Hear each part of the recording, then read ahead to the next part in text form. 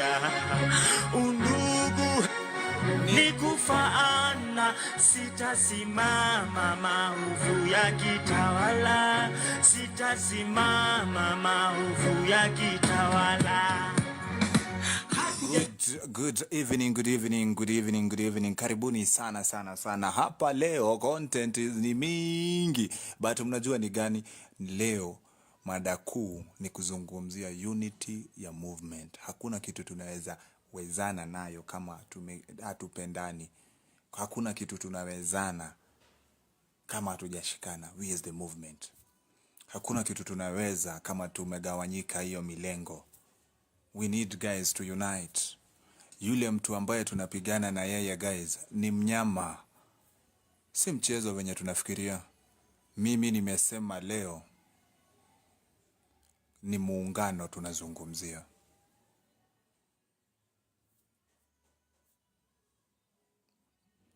Tuko nataka kuona hapa chini, andikeni Ruto must go, ni waone tu. Hiyo ndo yani nitaweza kukuona.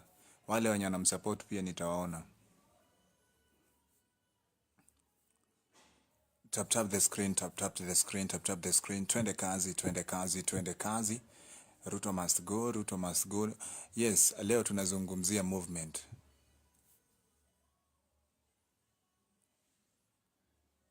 Leo guys tumekuja kuzungumzia unity ya movement. Hii mambo yote tunashinda tukizungumzia guys. Tumezungumza sana. Hizi ajenda zote mko nazo, idea mko nazo. But sasa imefikia wakati tuangalie mambo na njia zingine tofauti. Vile sisi tutaendeleza kushikana yetu, juu tumetangamana sana. Hatuna unity kamwe. Hatuna unity. Levina kuona unasema Ruto tawe. Yes, Ruto must go. Wewe endelea kuongeza hiyo oni yako. Guys, tap the screen. Nataka tuitane. Leo nataka tufanye live moja ya kuzungumzia our unity as movement. Tujue ni wapi shida inaingilia, so that ile jambo lolote ambalo tunataka kuhakikisha tunafanya hii nchi, tunazungumza kwa lugha moja kama vijana wa hii nchi. Tumegawanyika sana. Hatujui infiltrators ni wagani. Hatujui mamolo wa government kwa hii movement yetu ni wagani. Guys, tutaendelea aje tukiwa pamoja? Tutaendelea aje tukiwa pamoja kupigana na William Ruto na hii regime ya Kenya Kwanza? Guys, tutakonka aje kama tumegawanyika na tunasema tunataka kutoa kuanzia president mpaka MCA? Guys, tap the screen. Hapa hatujakuja mchezo.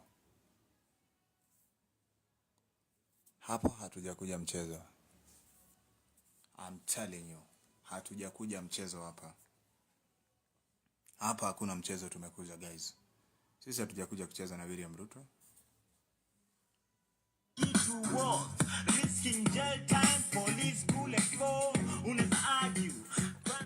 Hatujakuja kucheza na William Ruto. Justice in a bay, mwizi ana 40 days, 365 days later, anaendelea kugrow fatter. Do anything for power, ready to lose their head for presidency. Bora waione kwa currency. Sababu gani siku affected na turbulence? Nikifly angani, nimezoea the same feeling. Matatu zikipitia pothole mtaani. Juliane,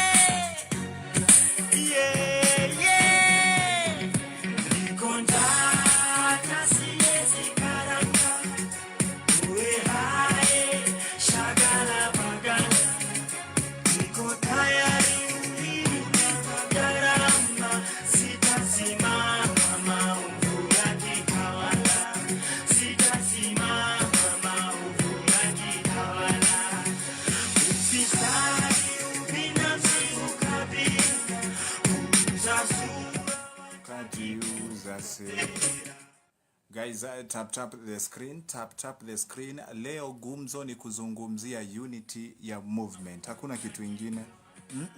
Kama unafikiria leo tunakuja ati kuzungumzia kesi za watu wengine kotini. Leo sasa hapo ndo tunaanza.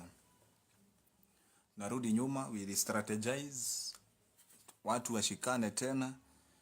before Friday tukua tunajua tunaenda kufanya nini na ni nini tunaenda kuwakilisha.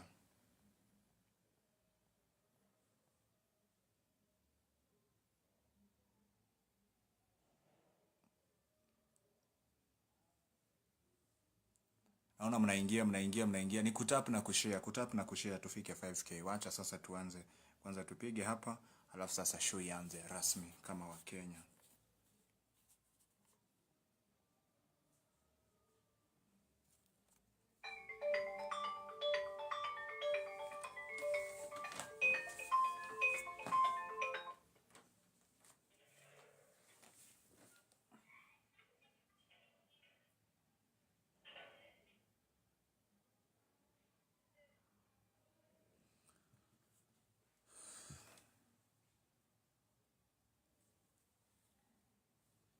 One, two, what's up?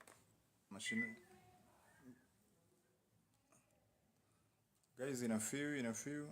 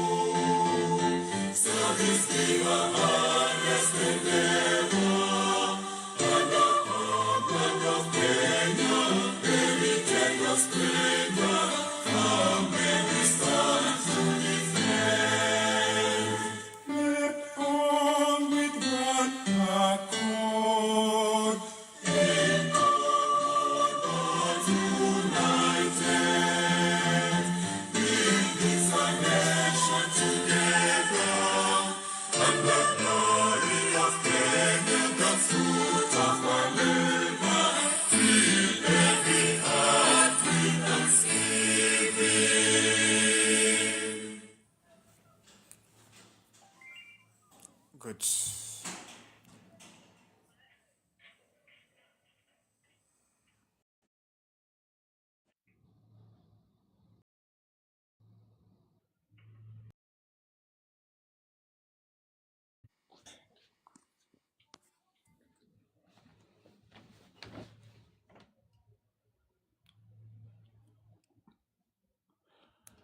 Hi. Good evening, everyone. Good evening, the work. Karibuni sana. Lazima tuamshe Wakenya, tusisimue Wakenya, nafsi zao wajue kwenye walitoka. Wizi, tumekuja kupigana na wizi. Unajua sisi ndo opposition guys, Sisi ndo opposition. Mkubaliange hivyo kila siku nikiwaambia sisi ndo opposition, na hii nafasi tumeichukua, na ndo maana leo tuko na kikao kikuu cha kuzungumza kuhusu vile tutaendelea kushirikiana na kuungana sisi kama wana revolution, watu ambao wanakubaliana that sisi ndo tunastahili kuchange hii government, hii leadership ambayo ipo hivi sasa. So ndo sisi tunapatananga hapa, na kuna mambo mengi naona kona mingi. William Ruto anasema ni wizi bila kazi, na sisi watu wa inject tunasema tumekuja kuhakikisha tunasafisha na kuwafunga wezi wote. So guys, sisi nataka mniekea kasaide japo tukisonga silage ya inject. And with that, I take this opportunity to welcome Queen. No, not Queen, Anthony, then Queen. Watufungulie kikao siku ya leo rasmi, atuambie tunaanza wapi kuhusu muungano wetu sisi kama movement, na ni nini kimefanya tukiwa tukitengana, na sasa tufanye nini. Hapo ndo tunaanza. Asanteni sana wana inject, naona mnaingia. Mambo ya leaderless hiyo tumeacha. Kama unasikia kuna mtu ana advocate for that, jua ni mtu ametumwa na ni mtu ako kwa bahasha ya mtu. Juu hatuwezi kuwa tunashinda mahali pamoja. Wenye tunapigana na wao wanajipanga 2027 So hiyo mambo ya leaderless, hiyo mtu ajiekee huko. Wengine tushaamua, wengine wanaregister vyema vya kisiasa. Wenye tumesema tuingie inject, acha sisi tuendange, wengine mtatufuata ama namna gani? Am I right? But meanwhile, conversation yenye nataka tukue nayo siku ya leo, it's about our unity with the youth of this country. And nowadays we do not want to exclude other people, we want to include them so that tukue package moja towards what we want to achieve against Kenya Kwanza regime. Anthony Properties, good evening. Welcome to Dawak Media. Hope umeshinda vizuri. Me, I'm in the city na niko hapa. Good. Thank you Dawak. Asante sana kwa fursa hii. Nimeshinda vizuri. Was not very busy leo, ndio maana hata uliniwaiwai mchana kidogo. Tulikuwa tufanye vitu zingine lakini ikakuwa ni inject which is still okay. Na I want to say this. Jambo la watu kusema ati leaderless is it illegal for the youth of this country to have a face which represents the youth? Hiyo ni upumbavu na we won't allow that. Chama iko for those who are feeling that they want to go and register their own parties and do whatever they want to do, wacha waende, pengine wako biashara zingine sisi hatuelewi, because we know what Morara has fought for, we know what he stands for, and we know where we are heading to. So hiyo mambo ya sijui leaderless, partyless, null and void. Eject was officially registered as a political party in this country, and there is nothing holding it back to hold any rally or to do whatever it's right for this country. So hiyo mambo ni null and void. Jambo la pili, we should know where we are as the people, and we should know what we want. The youth of this country have been taught for a very long time that their leadership is coming tomorrow. That tomorrow is already now.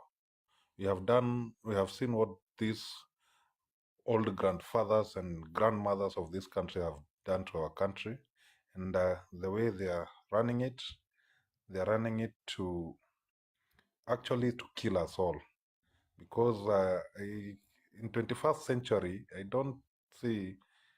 I could not expect that in 21st century we would have abduction, we would have killings, we'll have people who are trying to silence others because they are saying what is right, and they know people are saying what is right, but they don't want to accept that what people are saying is right.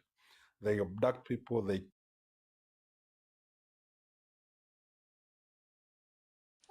as from where I sit. Kindly, at least kindly mute your microphone, kindly. From where I sit and where I am today, I see a country that is headed for a very wrong direction. We cannot have a president who has an appetite for everything new. Adani deals, Kenya Power, Shiv, airport, funding model, everything in this country, he wants it new. But you have to know that William Ruto is doing this for the West because they want to control people. And they want to, I don't know if people here are aware that there was people were being used like guinea pigs in some parts of Western to test some medicine from this billionaire. Who is this billionaire? This billionaire. Bill Gates. Bill Gates. So I don't know. People are being sold without their knowledge, and they are being used as guinea pigs without their knowledge. So it's very alarming where our politicians are taking us to. And in politics, they say, Thomas Sankara said, "Whoever feeds you controls you." So all these deals, they are coming by other names of Shah, whatever. There are people who are controlling them. It's not William Ruto. He's doing it for IMF and the West. That one you have to know, and you have to take it to the nearest bank. And he has no goodwill for this country. He he has a goodwill for them. Ruto is evil. He will kill people. He won't care. But one thing I'm certain, and I've always said, however much or however long you want Kenya to suffer, God will be always with Kenyans, and justice will prevail one day. I was really very happy to see a former president of Peru being jailed for 20 years for corruption he committed in that country. So I think one day Kenyans will rise, and one day we Kenyans will lead by example. Leaders who have made this Kenya miserable will one day have their day in court. They will one day be jailed, because corrupt people like William Ruto, I think they ought to be in jail one day, one time.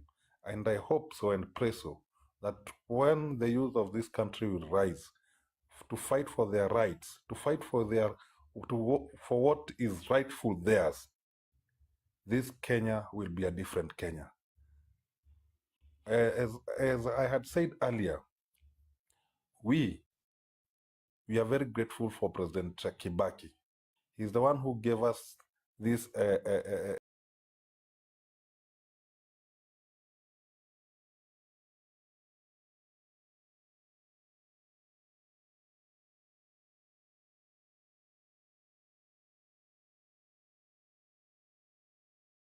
these Harambee were dropped. It has at his time as a president.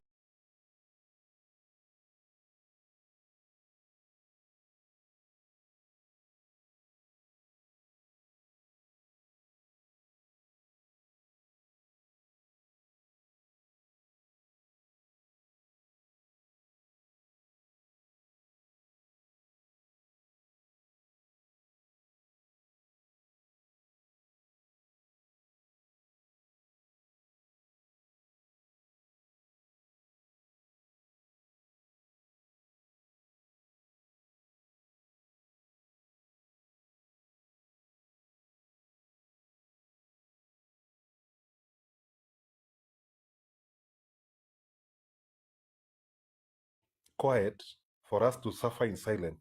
Yes, we are suffering in silence. Why are we suffering in silence when we have power given to us by the Constitution? When we have power to elect leaders that we want? When we have power to say, Mr. President, enough is enough? The way Gen Zs did. I remember a country like this country which had a demonstration for 7 days, consecutive days, an Asian country, until the president fled, or the prime minister. It can happen if people want, and if people have will and zeal. It can happen. For only a few days, Ruto was sweating here. Even he brought military out of military barracks to deal with innocent, unarmed Kenyans. He doesn't have balls. Ruto doesn't have balls to lead this country. And if that persisted, he could have fled this country. So we can do it. We can focus on what we want. We can focus on how this country can be led. We can focus on the leaders that we want. We can focus and make a new Kenya. A new Kenya that will be corruption-free. A new Kenya that will have education. A new Kenya that will have good governance. A new whole Kenya that everybody of us will enjoy. Thank you very much, Dawak. Queen, you're next. Hi guys, aseni mko fiti? Tuko poa. So for me, it's just the same old thing. As you can see me down there, I'm still typing clerk.senate@parliament.go.ke. Tutumeni kutuma, tukatae kukatae. I was previously in another group tukipita nikasikia guys are planning on Friday to screenshot I guess that hiyo email that umetuma, and then we match sijui tupeane hapo like the nini saying that tumekata hizo stori zao za kujiongezea term limit. Yes, so guys, I'm still advocating because we want a Kenya where we will be having good governance. Right now there's bad governance, and I think when all of us try to send hiyo nini to that email, usiogope cause enye kuna place inaitisha jina na ID number. Let's be a patriot. I think it's our constitutional right to send it there. So don't you feel like Just to ni cut kama you short, ambaye Queen. you are doing a wrong thing? No, they are the ones who requested for it. We are giving them. And I think some people have that fear of wase wanaogopa like maybe zinaweza enda kaput. But I'd tell you like that public participation is so important. It's so crucial. So don't take it for granted. Be a patriot that you are. Yes. Thank you very much. Queen, I want to ask you something. Why is this Kenya being run like an institution that doesn't have a constitution? Why are we sending public participation like the public participation which was sent, or the money which was used to do public participation for the ousted deputy president? Was it considered in any way? This one, who will consider it? There is no IBC. There is nothing in this country. Ruto is running this country as his own matatu, or wherever he feels like taking Kenyans. That is what he does. Yes, that's why we are advocating at the end of the day, even if we know he does his deals the way he does them, let's just try and send those nini to tume tu, in as much as najua obvious they'll do what they want. At the end of the day, kitu ita have kwenda to referendum because it's unconstitutional. So at the end of the day, whether they pitisha it or not, lazima tu constitution, we have to protect our constitution na to nini to follow the way our venye constitution yetu inadai. Then after we are done with that thing, then we'll start lobbying for IBC commissioners. The IBC is in place, just that the commissioners ndio hawako. So after nini tumelobby for this thing, we'll try as much as hiyo tunasema Friday. I was in another group I had wakisema watu wajitokeze wa screenshot hizo emails waende wapeleke like for sort of a document waache hapo kwa parliament. I think people are so angry to an extent they work for that. People are for that. People are tired to an extent. They are scared that the emails will have been sent, but hazitakuwa zimefika. So I guys, actually sent that email kitambo, but I'll do it again. I think I did it kitambo. When that bill came, I sent an email to that email of link. Senate Parliament that I did. I think I'll find it and screenshot it as well. Yeah, so people are watu wako mad hiyo design. People have decided like kaende. Friday unatokea ukwe part of the public participation. At the end of the day, we know what has been happening. Even yesterday media was saying that you participated na story ya housing levy. Mi sikuona, I never saw it, or rather if they were doing it ni chini ya maji. But at least this one we are informed. So tusiangalie, we just don't, tusinyamaze, and then we tuone tu inchi yetu bana inaenda tu hivyo, alafu watu wajiongeze 7 years ikwe story ya 2032, then tutakuwa tunauziwa unga pesa ngapi? Saa hii system nini university imekuwa affected, like it's damn expensive. Our kids, like yesterday I was hearing Ruto aki wish, I don't know, the Form 4 candidates, and I wish well in their KCSE. Then I saw Mavericka Walker's comment there, wana graduate waende wapi? Because Where now they going? That is the he question. created the university system, and I was like, you see, this is what we are fighting for. We are not coming in bad faith. We just want our country back, and we just want good governance. So part of the good governance is by you uandike hiyo clerk.senate@parliament.go.ke. I'm seeing someone asking, will physical public participation be held for the extension bill to pass? I don't know, but nimesikia someone kwa social media tena akisema it's going to be discussed by the senators, that memorandum. So nashangaa ama hii yetu ya online ndio mambo yote ama nini, because I'm Good. wondering some people are saying ni senators wanaenda kuiongelea cause this bill ilianza kuongelewa kitambo, by the way, si sahi. Ilianza Na kuongelewa ndio maana kitambo. nakwambia nilikuwa nimetuma kitambo hiyo kitu. Sijui Eh, kama is sending another email an offense? No, I don't think so. tena. I don't think it's an offense. Mara But I heard them saying inafaa kuwa normal nini, ati inafaa kuwa na ID na jina yako. That's a normal vote. It's like you are rejecting that thing, umekataa, and you've consented to like as this of ID number this. I don't want this bill to pass, of which for me, by the way, mi nakataa. Nashangaa hiyo Friday, but anyway, people have said they are screenshotting it. Yeah, and then wapeleke, people are marching to parliament hiyo Friday, waende wapeane hapo, and then they go. So I don't know if it's a good idea. I just wanted to bring it on board. Maybe we hear your views and then tusikie hiyo story inaendaje. I've heard that somewhere. I don't Yeah. think that will work because Ruto doesn't want anyone on those streets. They will use police to block whatever the cause. Good. Meanwhile guys, harakati zangu hivi Morana Kebasa, are you ready? If you are ready tunaweza anza, si ndio? Let's go. What? One of the things Kenyans need to do, they need to step back and understand William Ruto very well. You know? Yeah.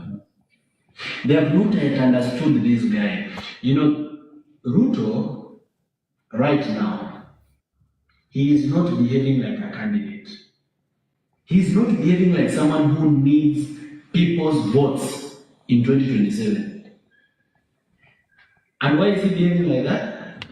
My best guess is he knows something that we don't know. And that something that we don't know is that there will be no election in 2027. He doesn't plan to have one. That's why even IBC is not there up to now. It's not fully considered up to now. Because even by elections, he doesn't want them. So this guy is becoming dangerous every day because he has consolidated power. Yes, of course, you might look at Ruto like he is losing. But what is he losing? He is losing the people. But is he losing power? No. He has lost the people, but he has gained power. He's consolidating power every day. This guy literally owns parliament now, the National Assembly and the Senate. He can pass anything. Even if it is state of emergency, anapitisha ninapita. This guy, the way he is right now, even if the police do something to me right now, and I go to IPOA, Ruto owns IPOA. So I'll be going back to him. Ruto right now owns the office of the DPP, an independent office under the constitution, but he owns it and controls it. The DPP is nothing like what it used to be when Keriako Tobiko was a DPP. DPP signed withdraw corruption case, withdraw this one, withdraw that one, withdraw. It has become a business. Teacher Service Commission, an independent commission under the constitution. Watu wanatembea na barua za TSC kwa matanga. The guy owns part of the judiciary. You'll bear with us. He owns part of the judiciary. And they actually made Philomena Mwilu to empanel the judges to hear Gachagwa's case because she has a corruption case. It's easy to control her. You know, much as I sympathize with probably what has happened to Gachagua, I'm very reluctant to join in saying anything about it. Why? Because that fight is not our fight. Yes. Gachagua himself says he's a truthful man. He was there when the Gen Zs were being killed. He, being a truthful man, has he said which team? At least mimi nimeshaambia Wakenya kuna team iko under DCI inaitwa Operation Support Team OST yenye will replace SSU, Special Service Unit. But Gachagua has been a deputy president. He knows more than me. Me, the little I know is from the little intelligence I have. He knows more. He can even mention names if he wants to. But is he doing it? Yeah. Gachagua knows more than me about Adani. He knows more than Nelson Amenya. He knows more about Adani more than all of us. But can he say it? He cannot. Adani ni pesa yetu. Why is he not telling us that Adani hii ni pesa yenu iliibiwa from this and this and this program, ikapelekwa mambo, Adani imeletwa kama proxy, the real person buying the airport is William Ruto. Why can't he say it? If he's a truthful man. Ni selective honesty. That's why me sitakani kushughulika sana. But if Gachagua means well for Kenya, if he means well, kitu ya kwanza, let's not even talk about the corruption case that he had that was withdrawn. Let's not talk about it. Sahi ako kwa ofisi, atoke na photocopy ya documents. Sindio? Asiondoke bure, atoke na photocopy. And you know, I said this thing a long time ago. I said, Gachagua has information we need that can help us in this movement. Nililimo huko kwa X. I don't know what you Kenyans on X. Who hurt them? Walinilima sahi, they are saying the same thing. But hawajitusi na hawajibi platform. They are saying the same thing I used to say. But they don't even have the honesty to say, no, Morala, you are right. For example, the issue of Uhuru Park. No, that's the thing. You know, everybody has their opinion. Mimi nilisema sitaweza kufika kwa sababu of who is funding this thing. And I was being honest. But sikuwa nataka kuharibia watu majina. Unajua Kenyans trust these people. Yeah. And some of them labda wanaifanya fonja, labda ni kulipa bills. So sikutaka kwanza kusema wewe na wewe mmepewa pesa na mtu fulani. Because if I say it, with the little information I have, you will put me to standard to prove it. I know it's true, but I don't have access to your bank account to show people for a fact that this is it. Yeah. Ya pili nikaambia watu, this Gachagua thing will affect that meeting. Is it a coincidence that Gachagua was released from hospital the same day Uhuru Park was happening? Is it a coincidence? The information I had, even before this, the information I had, kupanga na alikuwa shauriana watu wake kumobilize watu. His mission was when infiltrate your mkutano wakuwe wengi, then they turn the meeting into his meeting. It was supposed to make a surprise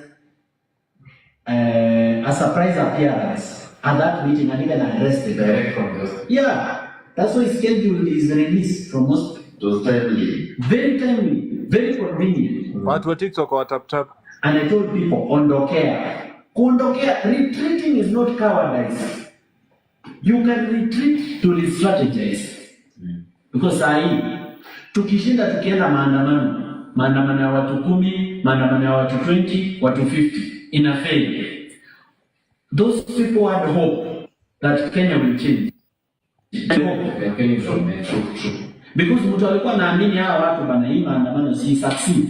We are killing their hope because now they are like, inaonekana huyu Ruto ameweka askari wengi sana, amekuwa so powerful, hii hatutawezana. Watu wanasema, mimi wacha niendelee na biashara yangu, mimi wacha niendelee na kazi yangu, tukiumia. That's what, when you do so many unsuccessful attempts, kill the hope of your followers. Sasa maandamano itaenda ikipungua in attendance. Leo ulikuwa na watu 100, kesho kuwe na watu 50, kesho kuwe na watu 20, hiyo ingine watu 10, mpaka peke yao. People don't want to come, not because they don't want change, but because they don't want to succeed in something, they don't want to participate in something that is failing. Yeah, true. You know, for us to do successful demonstrations in Nairobi, inaweza tingiza William Ruto hivi. If you want to do a successful demonstration in Nairobi, inaweza tingiza State House hivi. We need not less than 1 million people in Nairobi. Now you are not Nairobians. They should come from the villages. Nairobians will be like 30% or 40%. Those people need to come from all over Kenya. Unaona vile nane ilikuwa ikuwe, the way we are drinking. I have dreamt of it. That's how it's supposed to be. Watu watoke Mombasa bana, wanakuja Nairobi maandamano, wamewekewa roadblock. Wanashuka magari wanapitia kwa bushes na mapikipiki wakikuja maandamano.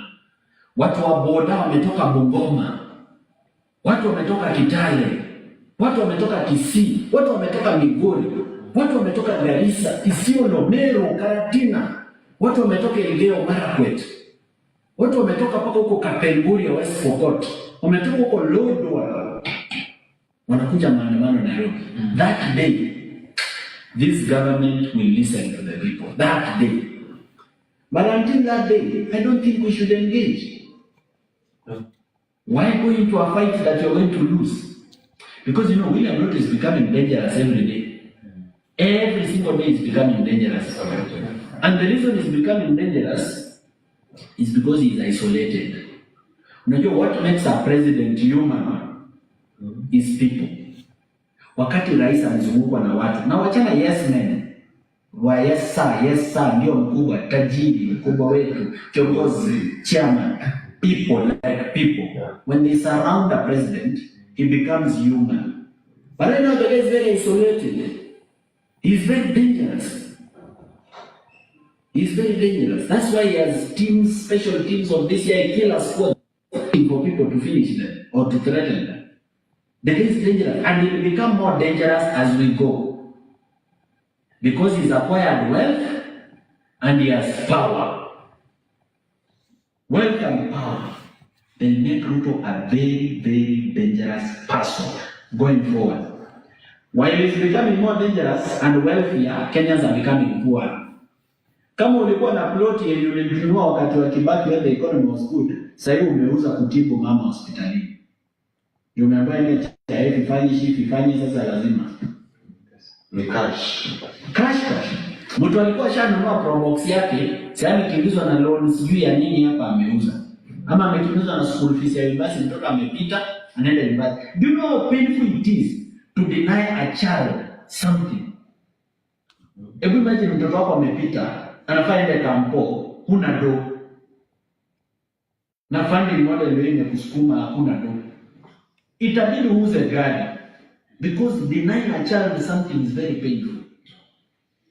So watu wanaenda wakikuwa maskini. Hata Kenyans wale walikuwa na mali yao increase unless you are corrupt. Inaenda ikipungua. The only people are getting rich in Kenya, they are not more than 200 out of 55 million Kenyans. Watu wenye wanaendelea kutajirika sahi, they are not more than 200. Ni watu less than 200. Wengine wote mali yao inapungua, including mimi. Including me.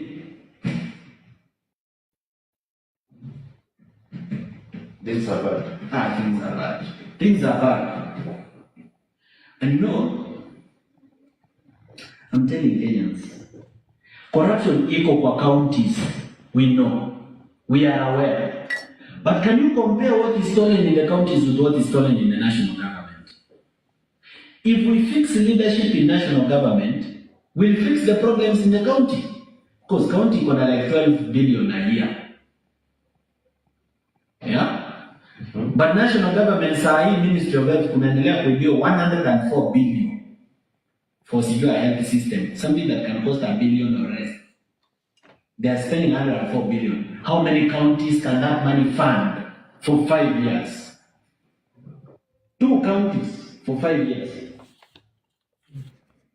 The kind of money that's stolen in national government. The situation in Kenya is bad, especially kama healthcare. Enda kwa hospitali hapa. Mtu ni mtoto wake wa kwa should be celebrating lakini analia. Mama amezaa na CS. Sasa kuzaa na CS imekuwa ni kama ni death sentence, ni bahati mbaya. Kisha kupata ni WhatsApp na you can imagine mtu hajaipata dota tangu mwaka ianze. Ni mtu anakaanga jobless corner. Wakipata job maybe mtu amekwama kwa matope, gari imekwama, wanaenda msukuma wanapata 200. Sengine wanafanya garbage collection wanapata 200. Sengine kupiga tu shughuli wanabebea watu mizigo wanapata 500.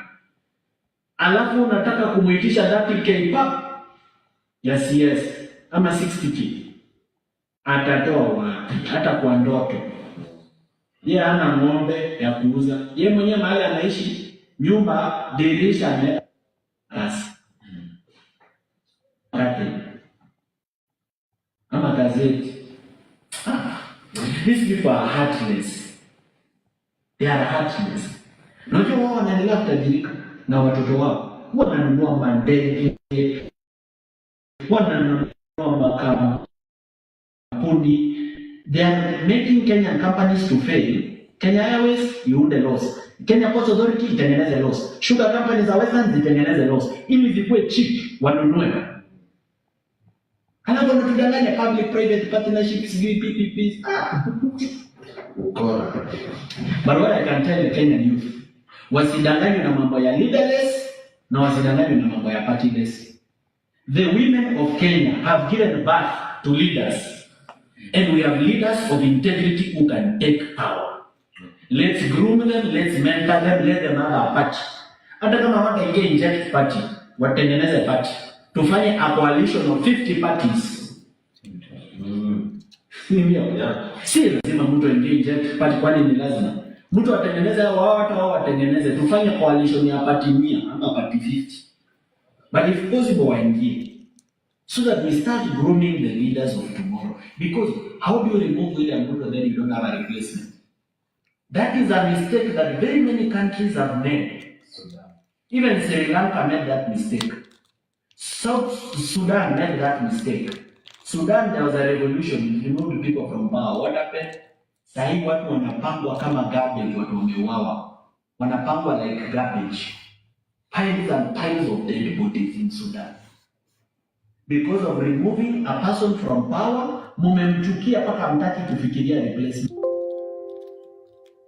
Nasema tu Ruto must go, but you don't think, have you groomed the leaders to take over? Ama mtatoa William Ruto mweke Litmus Barrister. Ama mweke John. You know you can remove was person. Na maybe hata mweke mtu wake wa mkono. Yeah, you can remove Ruto from power and Sonko wins an election, Mike Sonko, because he's popular. Or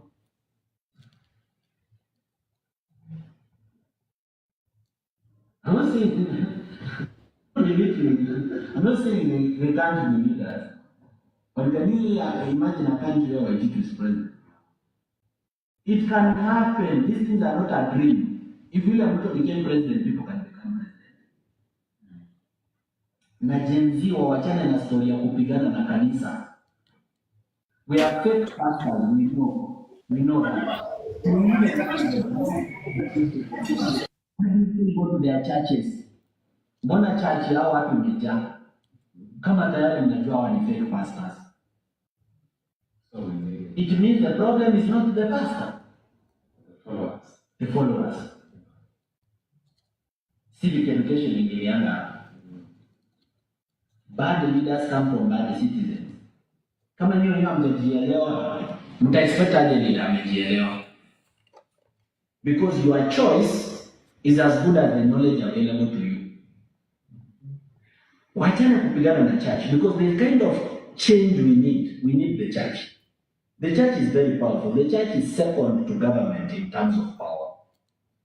We need the church. And majority of the church is okay. Kuna a few rotten apples, but the reason we are going to stop worshiping God. Azala tuache kuabudu Mungu juu William Ruto amechafulia. God was there before William Ruto and he will be there after him. This is a to worship him more. And not just Christianity, even Muslims. They should look at the leaders who are elected in Kenya who say they are Muslims. Do they even do anything close to the teachings of the Quran? Leaders who wanajifanya Waislamu Kenya, do they do anything close to what is the teaching in the Quran? They don't. You know me, I read the Quran out of curiosity. They don't. It means, see, Christianity became a faith. Every religion in Kenya has been. But Allah or God. No. At the end of the day, we need God. Tap guys, watu wa TikTok bwana, tunahang. So the first thing we need to do, we need to stay alive.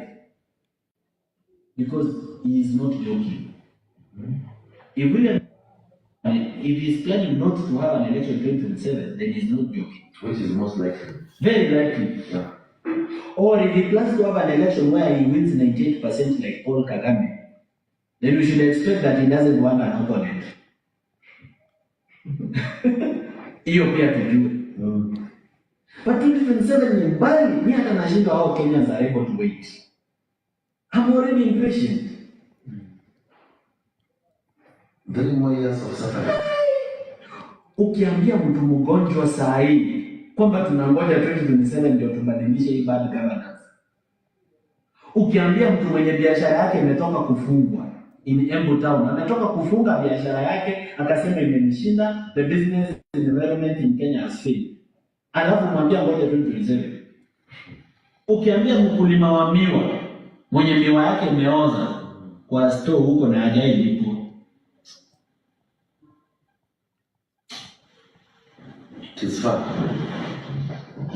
Ukiambia mtu amepoteza ploti zake juu ya kufanyia kazi county akiwa kwa pending bill,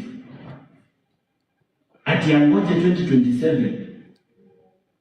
Ukiambia mtu mwenye Ruto amegrab shamba yake angoje 2027. 2027 is very far. It is far. But something needs to happen. Something needs to happen urgently. And for that thing to happen, the Kenyan people must be on one page. And for us to be on one page, sisi wenye tuko na knowledge, we need to take it to the villages. Unaona Kenyans wenye wako on X, and on Facebook, and on TikTok. But sana sana hao wenye wako on X kwa sababu wao ndio wana they need to transfer that knowledge. Wasiwe tu keyboard warriors, kila siku ni kucomplain. You complain about Gachagua, you complain about Kindiki, you complain about Ruto, but you're not doing anything about it on the ground. Civic education. So me, when I made the decision not to go to Uhuru Park, it was a decision of leadership. So ground inasemaje nafanya, ground inasemaje nafanya. That's being a populist. If you want to prove to the Kenyan people that you are a leader, or even to the people of your generation that you are a leader, you need to sit down, listen to people, but after listening to them, make a right decision. Not a popular decision, a right decision. You make a right decision, then you popularize the right decision.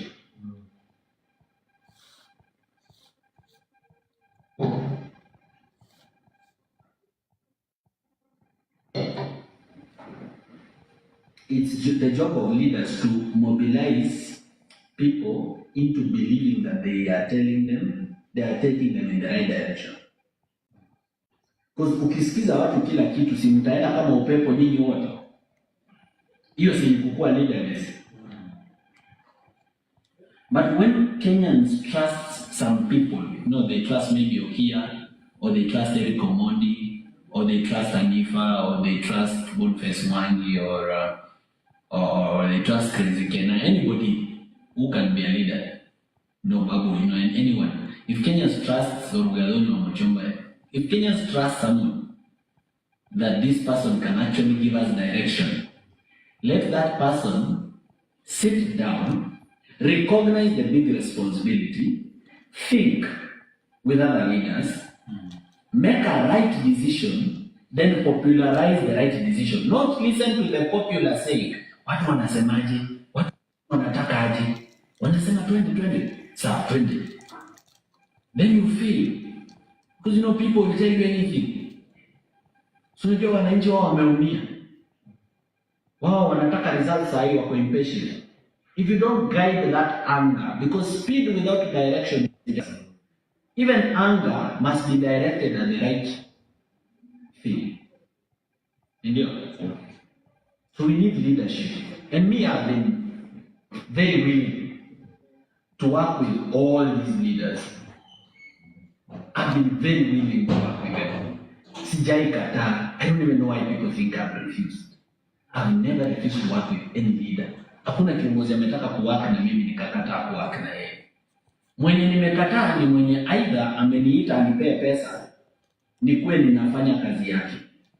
Hakuwa ananiambia Morara, sasa ongelea hii na ongelea hiyo. Anataka ni own kama mouthpiece. Au nimewakataza. Rosa.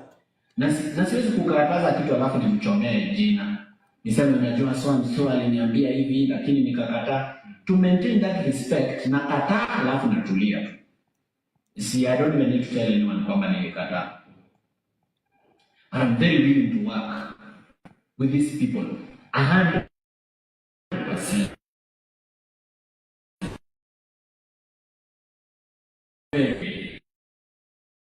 To work change.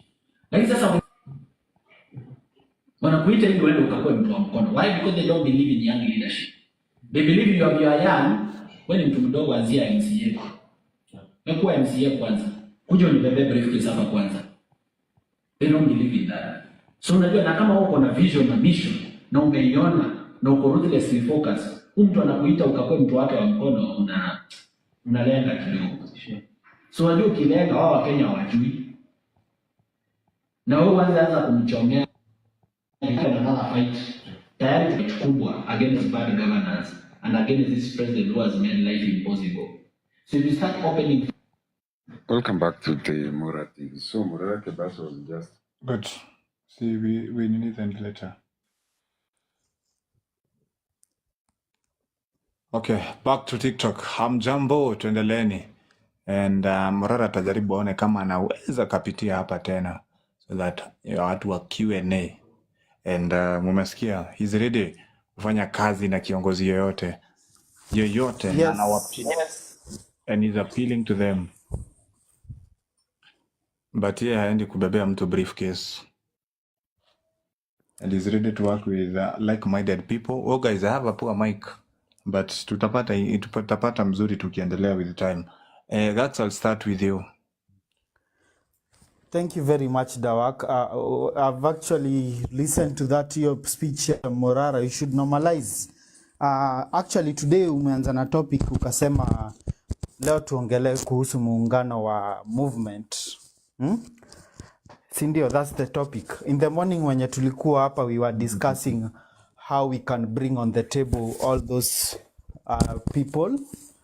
Akina Ukio Mtata, akina Eric Omondi.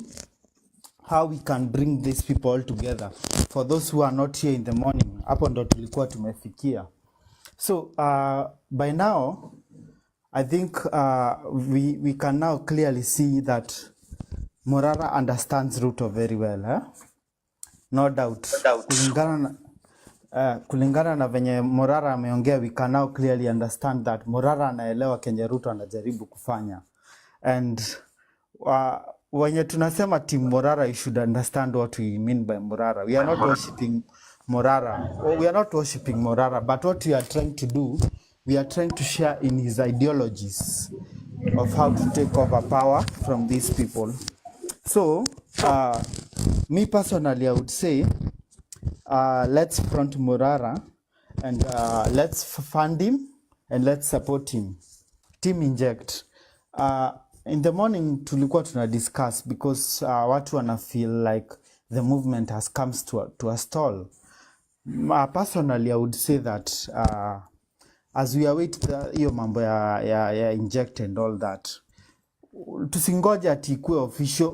Inject tunajua already iko in the final stages, but instead ya kungoja the day that inject itakuja isemekane no, let's hit the ground and let's hit the streets.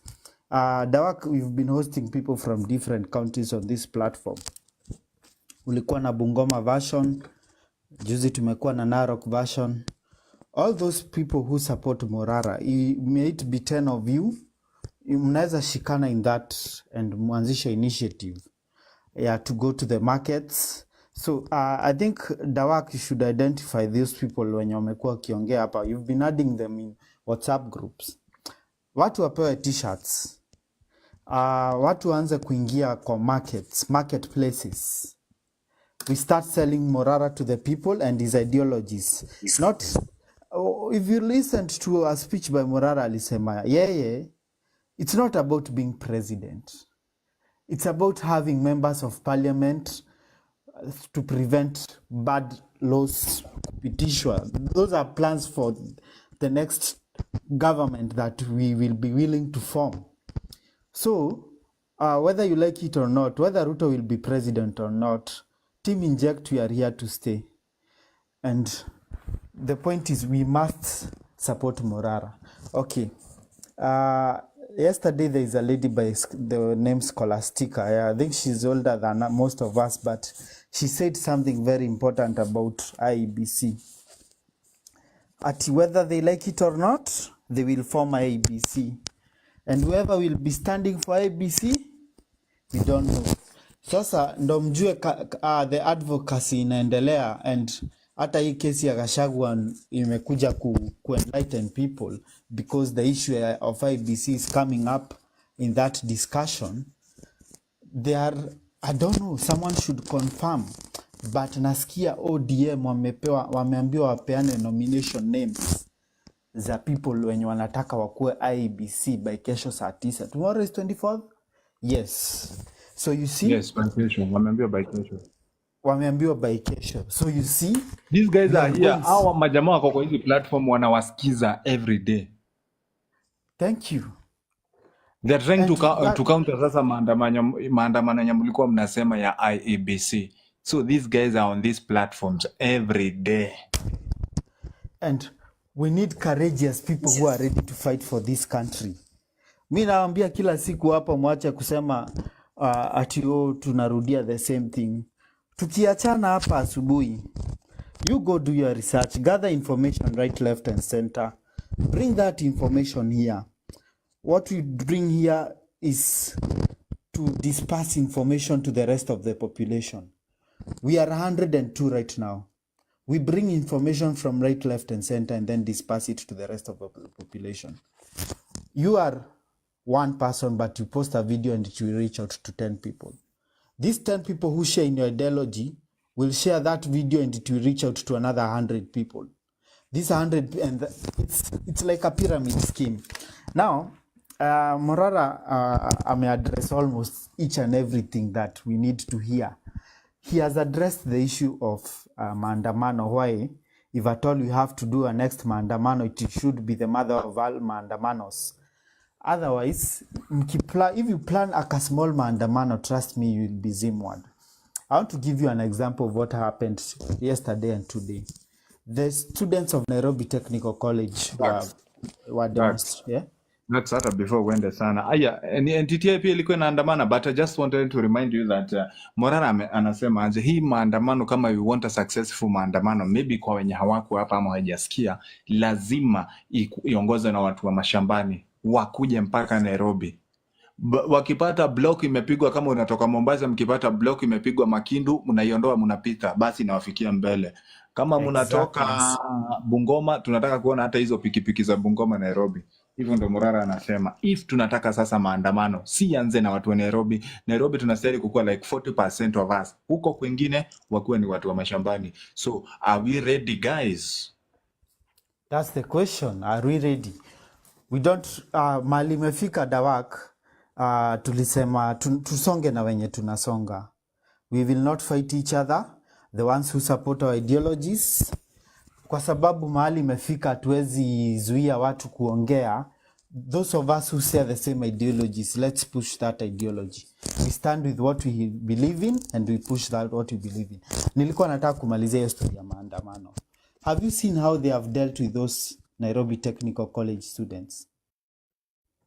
More than 120 students have been arrested. Imagine. And they have been held over I don't know how long.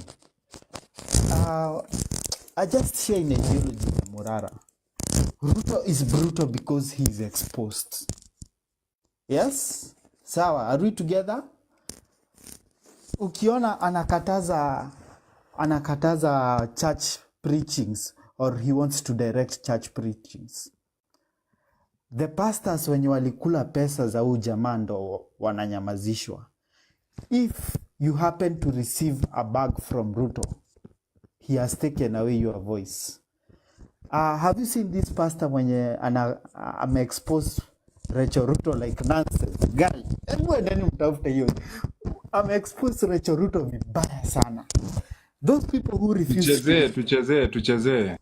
Those people who refused to take the bag from Ruto are free souls. Senator Medho huyu wa Nyandarua alisema the price was 10 million. And Ruto is no longer able to hide anything that is happening in this government. Everything is leaking. Right, left and center. Everything is leaking. Yani Wakenya wametoboa mashimo. Ruto ni kama balloon. Imetobolewa mashimo, ina leak kila mahali. Information is leaking. Ati mara tumesikia mtoto wa Faruk Kibet alikufa. Na alikufa aje? Tunasikia ni kujinyonga. And they don't want that information to reach the public. Wajua wote mpaka hao wake. Exactly. So, on that point of Ruto wanting to buy everyone and anyone, let me tell you, movement haijakufa. Just because some few individuals have been bought and you feel demoralized because unaingia kwa live. Wewe ukiamua kuharibiwa kichwa, umeharibiwa kichwa kama wewe. Ingia kwa live uende usikie mambo ya tribe. Of course we want to be tribeless because right now Ruto is pulling the tribal card. But ukiingia kwa live usikie wana discuss sijui leaderless. Sijui what. Run away because Ruto has infiltrated the movement. Choose your energy guys. Mtu achoose kwenye energy yake ina merge. Si watu wote wenye tunafunga saa hizi platforms ati tuko na the same direction guys. Yes. The ground is very hot. But let me come to this point. Ruto, kwa hii impeachment ya Gachagua, Ruto has used 5 billion. Okay? And tunajua hadi hiyo 5 billion in extend hadi kwa judiciary. And ukisikia wakiongea jua kuna moshi. It's the other day Sudi alisema ati huyu Gachagua tutatoa na wiki moja. They cannot believe hii mambo ya Gachagua it is taking longer than they expected. Imagine. So to come to finalize on my point, I would love to speak about the killings that are happening in the country, Mazee. The killings that are happening in the country. Kwanzia hawa Somali wenye wanauana sijui Wajia, juzi tumepata sijui jana mama na watoto wawili, hawa Somali wanauana. It's like somebody gloves off in this country, watu wanauana too late, left and second. See, abductions is not killings. Every day you're just waking up to killings, guys. We need to wake up. We need to be smart, but at the same time, let's keep injecting, let's keep supporting Morara, and let's fund him so that he can share in his ideologies. Now, Morara akitufungua macho, msimcriticize. Wenye wanaamua na Morara, tukufe na yeye. Those are my submissions for now. Let's keep on being patriotic. Hata mimi nilisema kama mlikufa na tokokera tene na mumeumia, mbona sisi tusijaribu basi tuumie na huyo wetu kama ni hivyo. Anyway, that's the way I'm thinking. But with that guys, tap the screen, share the live, and sisi tuko hapa church. Sisi movement hatuwachuki, tunakuja. We'll be back kwa pulpit. But sasa tumekuja kuinject. Tunaona kanisa sasa very soon mtatukaribisha. Mumeona si wazimu tulikuwa nayo. Mumeona mambo yenye sisi tulikuwa tumeonyeshwa na Mungu. Because our movement was led by Jehovah. Movement yetu ilikuwa inaongozwa na Mungu. Sasa ndo mnafunguka macho nyinyi. Kwa hivyo sisi hata tumeokoka nyinyi wachungaji. Kama sisi Mungu alitufungua macho before mfunguke. Saa hii wachungaji tu wanafunguka macho saa hii. Tuko sawa? Yaani saa hii ndo mapasta wanafunguka macho. Nani atatuambia sisi hatujaokoka kuliko wa mapasta? Walikuwa wanasema give the president time. Give the president time. Tunaenda mwaka wa 3 wakaona hakuna hope. Enda mwaka Unajua, mimi watatu nakaa hivi akaona naona hakuna sisi hope. sisi tunakuanga hii movement yetu, sisi tunaongeanga na Mungu. Sisi tunaongozwa na Mungu. Hawa watu mapasta kama leo ndo wanafunguka na ndo wanatupeleka mbinguni, itabidi watufuate sasa. Sisi labda ndo tutaonyesha mbinguni. If the president time imefika mwisho. Eh? Injo. Hata nimebambika waliskumbe hao watu walikuwa wanatutusi hapa jana, walienda wakasema EBC kwe reconstituted, then we have started winning. I'm so happy. Jana ile matusi nilipokea huku kwa comment section kidogo, naona sijui Faruka hapo chini tukifungua, so we the Wamekuja hapa people will one wakatukanana day win, wakatukana. we will win. Wamekuja hapa wakatukanana, akaona hakuna mtu wako nao, si walikuwa hapa wakitukanana, hakuna mtu wako na kazi yao, wakaenda. Let me Imagine tell you, wanatusi tu let me mtu tell juu you, anaongea ukweli, that is so wrong. let me Lakini tell you, moderators kama pia Masinde, wanafanya kazi nzuri. The work your moderators are doing a good job. Wanafinya kama tu. wamekula wameshiba, waachane na sisi. Sisi hatujashiba. We are hungry, we are angry, we are thirsty. Nakaa wako hapa wajue bado hawata extend hizo term zao, tunawakujia bado, tuko nao bampa, hakuna This, kuongezea. Unajua wanatusikizanga hapa, wajue hizo story hatudai. Kaa wako hapa wajue hatudai hizo story. Kwani ni nini hiyo wametufanyia tuwaongezee term? this Ni is a nini new hiyo? Kenya. This is a new Kenya with educated people, with now it's not like Kitambo. People are getting civil education in buses, in hospitals, in villages, mpaka churches siku hizi wanapeana civil education, kitu hakuwa ifanyika. People are getting to know their rights, are getting to know about their country, the resources that this country has. Resources peke yake zile ziko kwa hii nchi, they can do wonders in this country, but it has been selected by the elite.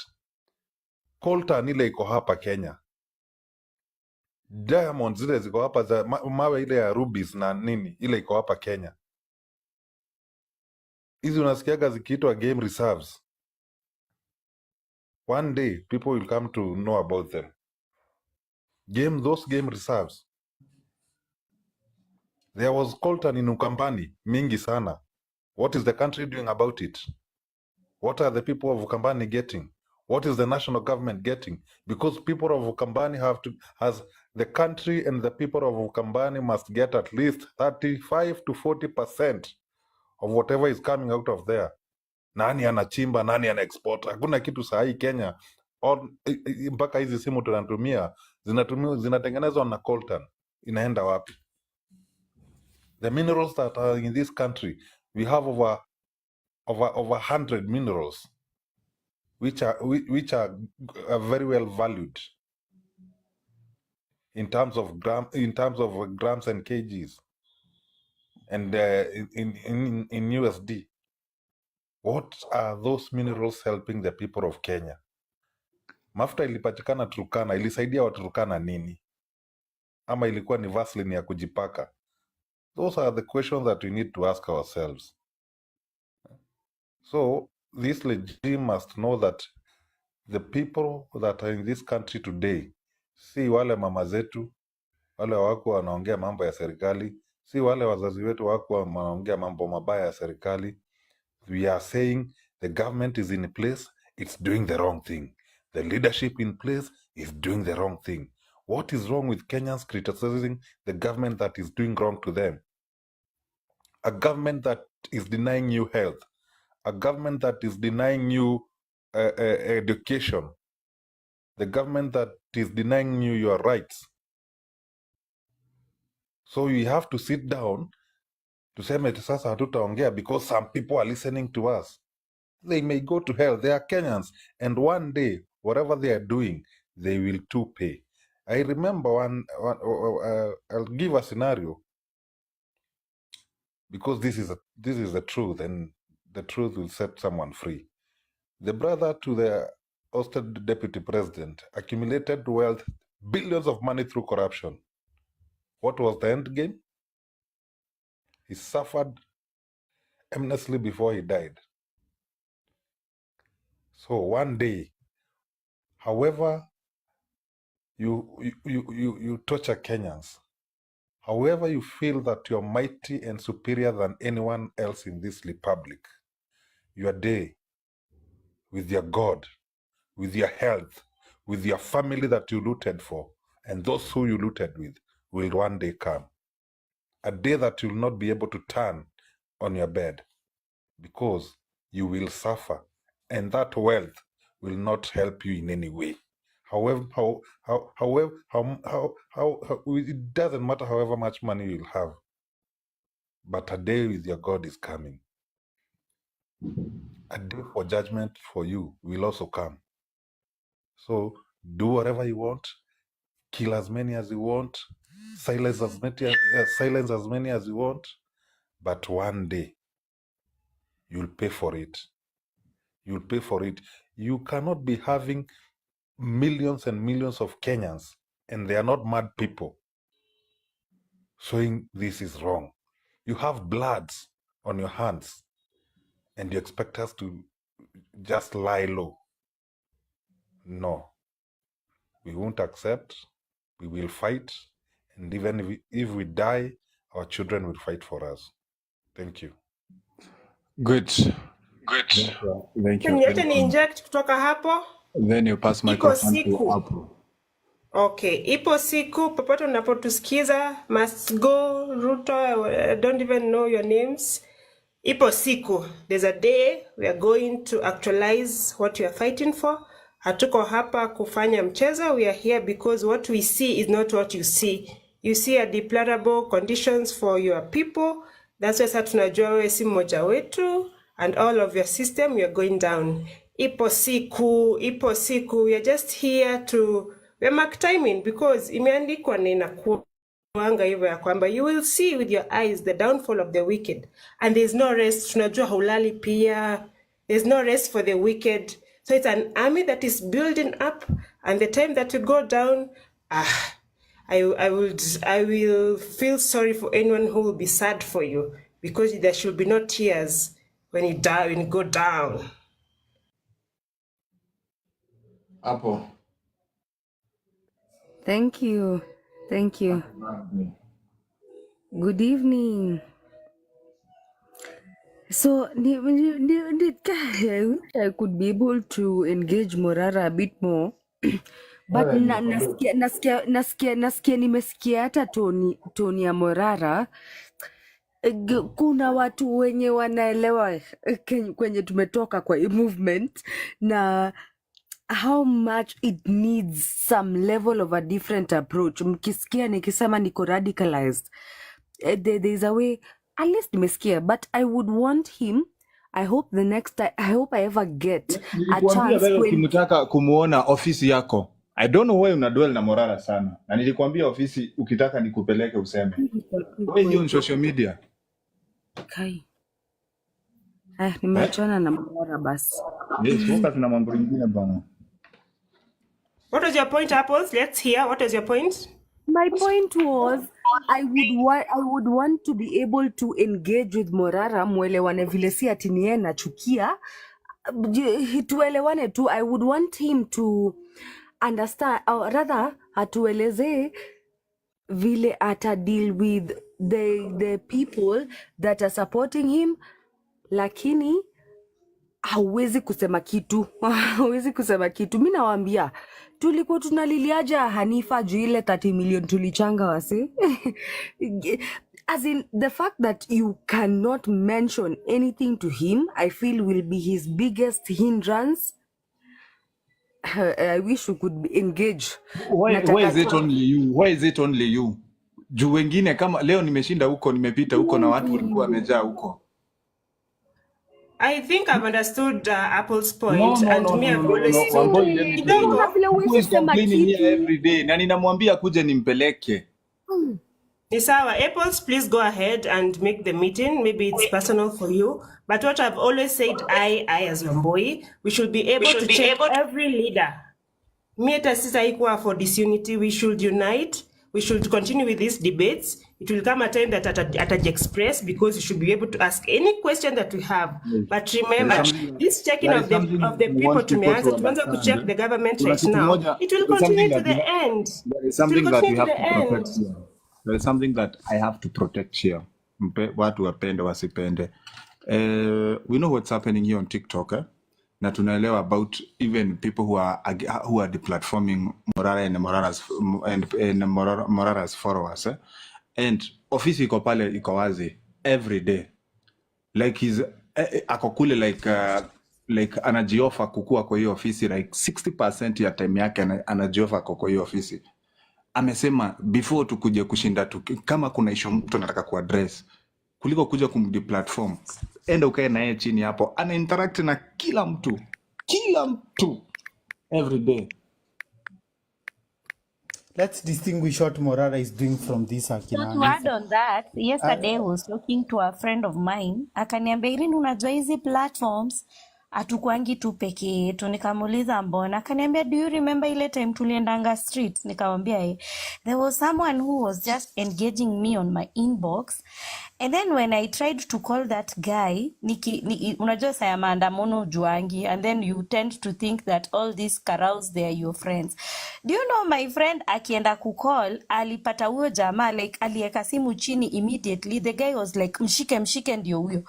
So I think in a way I don't see nini, I'm not protecting anyone here, but I think also in these platforms tuko na pia tuko wengi, tuko na ma MP huku, ma MCA wasaliti. If you are honest, if you guys are honest, na Morara amefungua ofisi, not everything tunaandika hapa kwa hizi platforms. Ofisi iko open.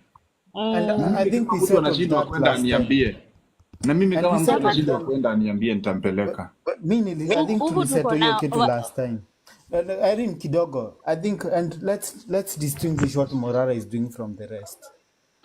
Yes, we must distinguish what Morara is doing. By the way, we know he's doing a very, very good job, and we are very fortunate here kukama hapa. We are proud of that. But as Dawaka amesema, if anyone feels anataka kuengage, na I think it will be more better because at least utakuwa na platform ya kuengage. And also TG, that you take everything and you are battling. I know that you are having a lot of pressure, but notwithstanding the pressure, you say that you are standing with Kenya. I also want to extend my gratitude to Kalonzo Musyoka. He is indeed now showing us that he has interest of this country at heart, because for him alone appearing and standing at the bar to defend the interest of this country is not something to be taken for granted. William Ruto is trying to bombard us with a lot of issues so that we can be diverted and we can lose control. Yesterday, there was another bill, a very critical one, that also should not go unnoticed. It is called Critical Infrastructure Protection Bill. When you study that bill very well, it actually, I think, even emanating from this Adani deal, and also in a way, attacking chapter 1 and chapter 37 of our constitution, because it says that it is going to list, let's say, Parliament, JKIA, Uru Highway, and other infrastructure as critical infrastructure that will be protected and out of bound for everybody to access without authority. Now, it contravenes a lot of chapters in the Constitution, including the rights of information, because it imposes a hefty fine that anyone who, whether journalists or even the whistleblowers, that you solicit information from those critical infrastructure, the fine will be, or even maybe you demonstrate in those spaces, you will be fined for up to 10 to 15 million or 10 years imprisonment or both. Yesterday we were in another space and there was a wakili that also we tried to give out our memorandum. Yesterday, clark.senate@parliament.go.ke. That should be the song that we are singing. Friday, as I was saying, nilikuwa nasema kuna wase nimesikia wakisema they want to go to the parliament to draw, they screenshot those emails and probably maybe they send watume hiyo nini mwenye ajamute my camera. I want to bring out my point. I was saying like kuna wase wanataka kupeleka hiyo screenshot huko. I don't know what is the criteria. Maybe mtu aniambie, is it a good idea to take the hiyo nini? I think it's a motion, it's they want to kupeleka motion ya kublock hiyo kitu ya ma MPs. They want to take a motion of kuipinga. Inaitwa nini? We reject. They don't want the motion to be discussed. And as far as I'm concerned, on Friday is when the senators, it is going to be presented to the senators while discuss. So I don't know if we have a legal team here, maybe they can tell us if it's the right thing to do. And I was talking to a friend of mine who is a Niwa Army. Nikamuuliza, what can happen if masses come?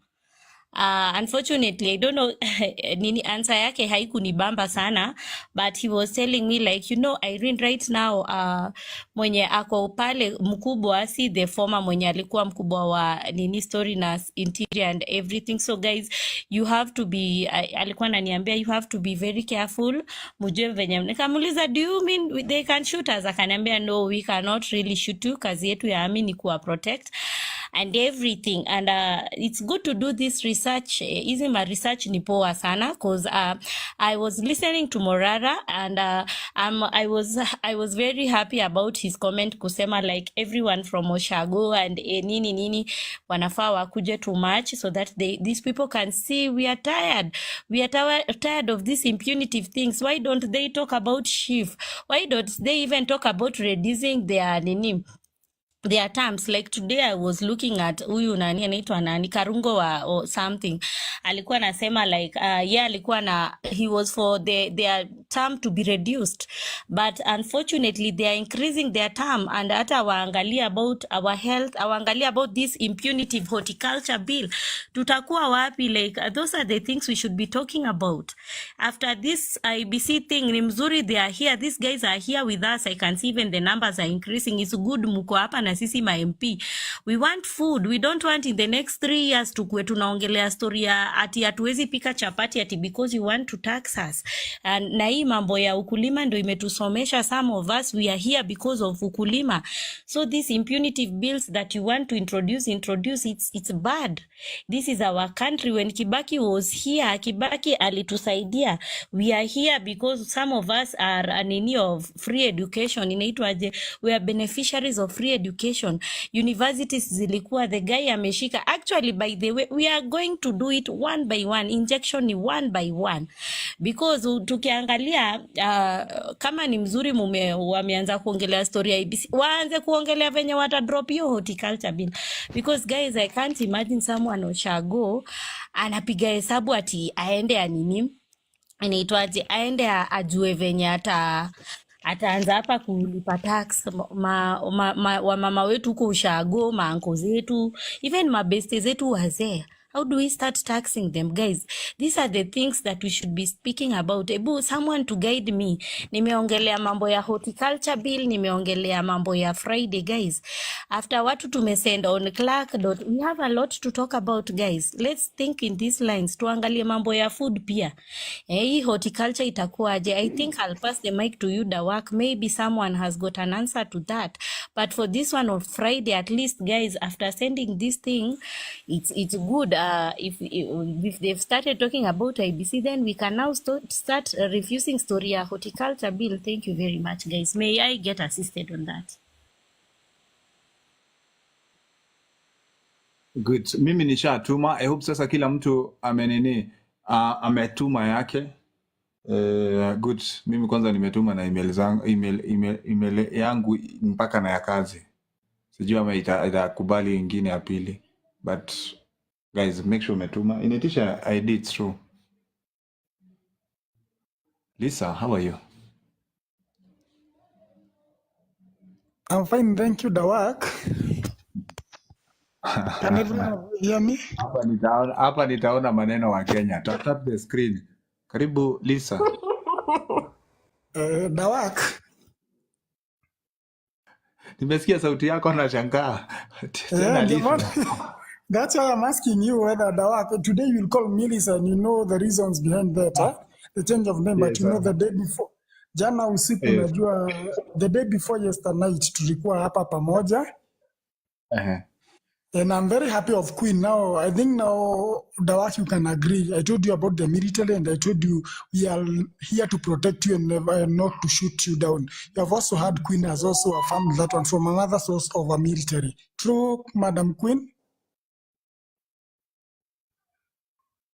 True, very true. That one nimemuuliza because that one is someone who is close to me. Nimemuuliza sasa, ukinipata nimeinua matawi na mimi sitaki history yenu, utanishoot? Akaniambia no, our work is not to shoot you other, lakini nikikupata huko mimi nakuingiza kwa lori ukae hapo mpaka jioni. So I just asked him because you know it's good to curiosity kill the cat. Hatutaki vijana wetu wamalizwe bana kwa street. Ni vizuri kufanya research so that we tackle this thing in the wisest way possible. Thank you. I hand over the mic to you. Good. I will respond to these emails. Lisa, back to you. Thank you, Doc. Now, I think now for you, for some of us who are doubting others, and you know, we understand these things, now that it's very clear. I said it times without number, and I'm repeating it again.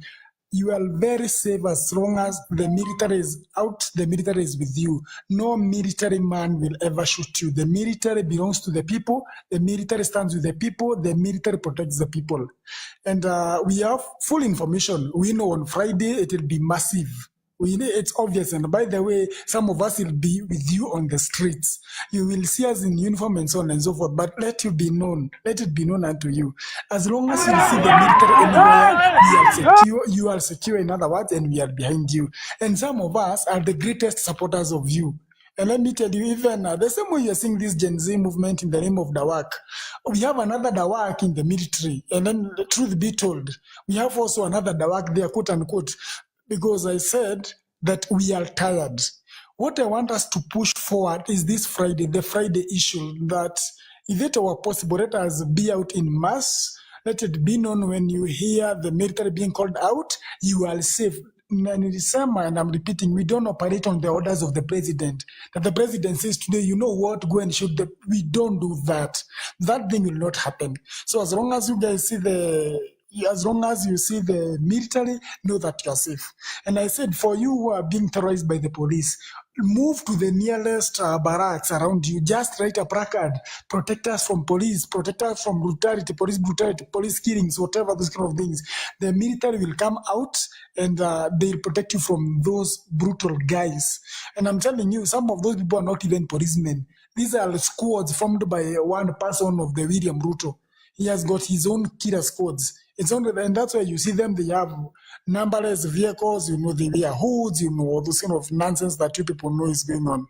And so I'm very proud since the day Juicy, Nimeona, now we are forming. So we are agreeing that as you have done, all the emails you have now sent, most of us, in fact, are doing it in multiple ways. For you, for us, I cannot disclose to you, but we are doing it in a different way. But we are sending them in masses.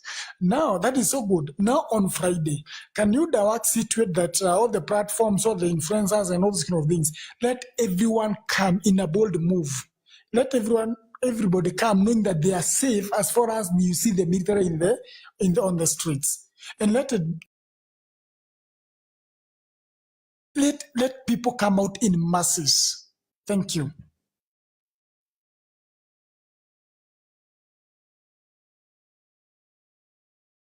Thank you, Lisa. Thank you so much. Host, are you there?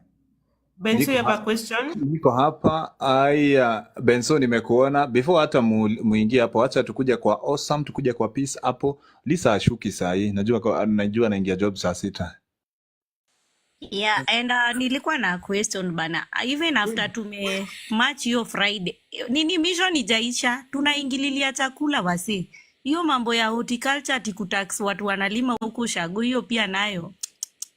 Hiyo pia naona hiyo kidogo njaa itakula watu, and the moment a dictator wants to finish you, anakumalizanga na tumbo yako ndio ubeg, and then you start becoming poor, and unaanza kupewa 100, watu wanaenda huko wanapitisha vitu, and unasahau. So guys, bado tuko na story hapa. Hiyo horticulture bill, we have to strategize on a way that these MPs watateremisha. In fact, we are coming for you. Hii story ya kujiongezea bill term na mnatufinyilia, hatukuwa elect hapo ndio mtufinyilie. Or rather, we don't go to our public participation area, vote no, and then you go and say yes. No. That is wrong. Some can sue you. That is very wrong. Yeah, thank you very much. I hand over the mic.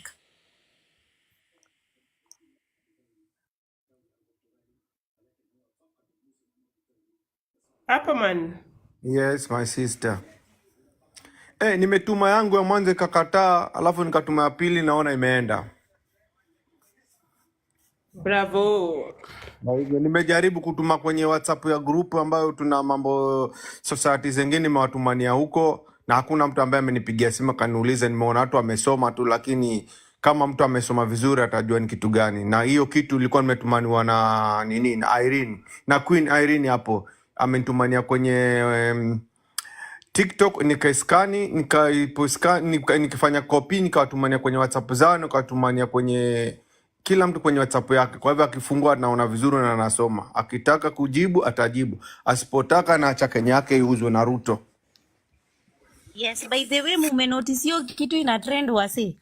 Do you know hiyo kitu, as in even organizations, by the way, even NGOs are sending in form of like, si kama tu an individual.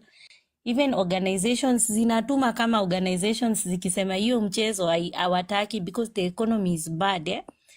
Definitely by the time wanataka kuongezwa matams hapo, like this thing I saw it like 3 weeks ago by the way. Hii kitu sio ya saa hii. So by the way, hiyo Friday unaweza pata ni ukweli wanaongelea hiyo story. So guys, take it seriously. Kesho ndio deadline. Leo ndio siku yako ya at least ya kuwind up. Kesho spread the information mbaya. And in fact from other groups nasikia kuna posters. Kesho ni trending. Kesho ni maposta kutrend. We are rejecting. By the way, venye mko hapa, mimi nimenotice nikianzanga kupiga kadomo nikiangalia hapa munaongezeka alafu saa yenye nimeenda munani inbox wengine na nawajua wasaliti. This is our country, my friend. You cannot kill all of us. You Wanajua cannot kill vitu vya all of maana na us. hayo ndo wataki. Walikoja wanajua tumelala. Na sasa tumechanuka, tunajua vitu tunavyotuma. Najua sasa huyo wa senator na parliament atakuwa amepata email asipozisoma na atajua yeye ndio yuko kwenye moto. Lazima aseme nimepata email 1,000,000 ama 200,000 na hizi email wote wanasema kitu haitaki. Na sisi bunge tuko watu 380, 361. Kwa hivyo hatuwezi kufanya vitu vyetu, lazima tusikize wananchi. Imagine. Na hiyo mambo ya wanatukuja hapa tumesha kubali. Wamezoea kututusi, they come here, they tusi us because we are saying the truth. And in fact we love them so much, by the way. They are our brothers and sisters. So hiyo story ya kutusingi mtu kwa inbox unatulia. It's okay, tushazoea kutusiwa. Good. At the end of the day, hata maumau fighters wakifight, some even didn't make it. Munatutusi, munatu-abduct, but at the end of the day, you should know that this is your country. Thank you. Usiwori. Awesome umeingia. Nilikuwa nimeondoka kidogo. Awesome. Thank you. I request to comment something on this extension from 5 to 7 years ya hawa makunguru. Hawa wanyama. Mademons. Mademons. Nasema hatuwezi kuifanya a case of urgency ipelekwe na mtu mmoja, hawa lawyers wetu kotini. Okay, wengine watakuwa wakituma hizo tunazosema huko Senate, maana huko ndio zinatumwa through emails, lakini pia kuwa na urgency ya ipelekwe kotini ya kusikizwa haraka, maana hatuna muda. Leo ni 23rd, we have only 2 days. Haiwezi fanyika. Kuna mahali ulikuwa tumesema watu watabidi sifanywe copy kwa Gen Z. Tumemsikia mchana akasema zitabidi wale watu kesho zitreni alafu zichukuliwe watu wasipeleke huko parliament. Huko ni parliament, huko nini kwa judiciary huko kama anaongea. Lakini sasa ndio nasema we make it a case, lakini iwe agency. Kuna issue ambayo huwa inafanyishwa urgent kwa sababu ikipita tu everyone will be nini, itakuhusu, hakuna mtu ataachwa nje. Ina concern everyone. Sijui Omotata anaoneleaje hayo. Tuwe na at least we have to have options. We weigh option. Hiyo ya kupeleka bunge na hiyo ya kupeleka kotini. Wacha tuwe na hope tu, kwa sababu kotini pia nako kumekuwa wale walioko huko nao they are jackals and fox. lakini tupeleke tu huko. Kutakuwa na record pia, we filed a case concerning all that. That is all what I had to submit. Thank you. Asante. Precious. Precious. Hi, mambo Dawak. Kwani wewe ni mgonjwa? Nimekuwa msick jana na leo but naendelea poa. Pole. Umesikika hiyo energy ni uko na shida huyo. Ai. Mambo. Wow, what Mambo happened? tulipoteleana tu hivi Sunday siku ya Mashujaa. The last time nakuona tukiongea All Saints. Tukijaribu kufika All Saints Cathedral tukapigwa tigers. But it was okay. I was proud I saw you. I was proud. I was proud of you. The people who are going for the street for our country, the work and the rest. Yeah, tunaona vile country yetu inapelekwa. Sasa tumesikia macadamia won't be harvested in our country from 2nd November. Mmesikia hiyo? Yeah, macadamia nani CS wa agriculture amesema macadamia will not be harvested in our country. Anybody having macadamia seed hata harvest Kenya imekuwa abandoned. It's totally funny. People are it's like hiyo nimeiona paka Kwale County wamepelekewa tayari vifaa huko za kuua mchanga. So we as like people are government wanajua sasa tunakimbizana na mambo mob. Kuna vitu mob wanafanya underground because hatuzijui, and so we should follow up everything before Friday tujue everything on the ground ili inafaa kujulikana. But the thing is like we should be massive on the ground on Friday. Na tuache kuwa na argumentative thing about Morara. Despite Morara is doing her thing, let him do. Kama mtu anaona Morara is wrong, enda kwa ofisi muongeleshe personally. Don't bring it on platforms, please. Tusidiscuss mtu mmoja kwa platform. Our agenda was Ruto must go. Morara came in with Vampire Diary and he got the favor from God. He rised up.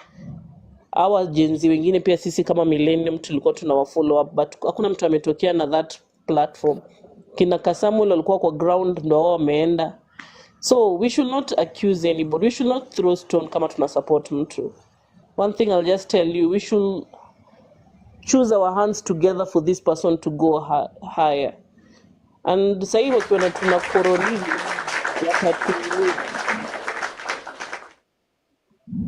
hao watu wakiona tuna quarrel watatu divide haraka. Ruto is messing our country and we should not let this country die. Kuna mwingine hapo ameandika sijui tutakufa. All people will die. Kuna sisi wengine tulipitia mengi na bado we are still here. So all people will die, and there's like wasitutishie na hizo vitu wanatutishia. Imagine wanatishia watu na kukufa na watu wenye ogopi kukufa. Waambie watafute kivuli. So and then we should, if you know somebody while anaingia kwa platform, please be your checker. Kweni marafiki zenyu mnawaangalia. I usually call kina Dawak juu niko na namba zao. Despite anything, hata after lines out, please kama uko na namba ya mtu sahi. People are missing, people are being adapted, people are being killed. Before somebody auliwa, I think so tutakuwa tuko na information rather than mtu amekaa mbali sana mkuje msikia alikufa. I'll want you to be your brother's keepers at the moment. Uko na namba ya mtu, just check. Hey, unaendelea poa? Yeah. Ndio hii movement pia inaendelea. Before you inject something, check on that person who wants you to inject that thing. So we are doing the great thing. Mi sitaacha kupigania haki ya Kenya because I love the truth and I love honesty in some things, despite of any other thing. So let's fight for this country. I know judiciary inaweza kuwa iko mbaya, but kuna wale lawyers wako kama kina Okaya, the young people who are coming. Mwona vile maandamano ya university wamefanywa. Those 162, I think so 50 will come out, the 50 will be taken. That's what our country is after. Mtoto wake alijua anaificha. We really knew about that. So wasioni hakuna kitu itafanyika, tutakosa kujua. Ruto alitaka commit na Kome for anything, it was exposed. And it's like sahi wametuweka sana kwa mambo ya Gachagua to be a dim light of everything. We don't want that. We really don't want that. We want our country to stand and the cash to flow. People are suffering. People are working 24 hours with nothing. You're working so hard to get just money to eat and to live. Hata sengine unaweza shindwa kulipa rent. People are dying in the hospital. People are sick. So tukaeni while kesho while tunangoja hiyo Friday, despite anything, tukwe tu na one agenda. Hata kama tunaenda kwa hiyo thing, please call the person you're going with. Yeah, a lot could be planned. Kuna mwingine anatuambia sijui MCA wapi ni mada. Akwe tu mada kama anataka kwenda kuua watu. If the agenda alichaguliwa MCA aende auwe, mwambie aendelee kuua. Kama ende tampatia seat damu za watu, mwambie aendelee. But one day he will pay it. Watoto wa Moi sasa wako wapi? If you should ask, Kali rule our country for 24 years. Watoto sasa wake hata hawana say na baba wao rule country for 24 years. What's that? Pia wakina Charlene Ruto wajue tu. One day watakuwa natamani kuongelesha watu hao. So, despite whatever you are doing bad to somebody, it will come back to you. Inakama, it doesn't matter how long, but your generation has to pay. So, kina Charlene, whatever their dad is doing, they'll have to pay to this country. Massively. Totally massively. So, wakae tu wajue whatever they are doing to us, it's hurting us, but this country, I know we will conquer it. Despite anything. Mimi najua tunaenda kufika mwisho. Na tushafika mwisho na tutaichukua hii country yetu. As the youth, as anybody, tutaichukua. As I wasn't in the speech of Morara, nilikuwa kwa gari sikuisikia vizuri, kulikuwa na makelele, but me I'm fully supporting Morara. And I know we'll have a change in this country. I know that. I know that we'll have a change in this country. We will talk with the people, we'll have a follower. So tusishtuke na hizi vitu ndogo ndogo. Let's go and change our country, my people. That's the take of today. Thank you, Precious. Thank you. Thank you. By the way, Dawak. Yes. Kim, kidogo Let me niambia say huyu Kim hapa kwa comment. Yes, Shiko. Kim, hapa tuko hapa si ni opposition party, so that's tunafanyanga hivi, tunafinyanga watu kama wewe. Endelea Shiko. Precious was the first person to call me and check on me. Hii time tumekuwa Narok. And Manze, thank you so much for checking up on me and for telling me next time ukiniacha maybe tungekuwa na wewe tungewapiga. Thank you so much my dear. I appreciate. So she means what she's saying. Me what I have to say is our forefathers walitokea. I will keep on insisting on this. Mababu zetu walitokea wakapigana, tukajitoa kwa mikono ya wazungu. Now it's our time to fight these people ambao ni wa Kenya ambao wanataka kutufinyiria. We fight Ruto, we reject Adani. Me I don't care. Hata wakinikujia waniue. Wataniua lakini watoto wangu wataua watoto wao. That is what I know.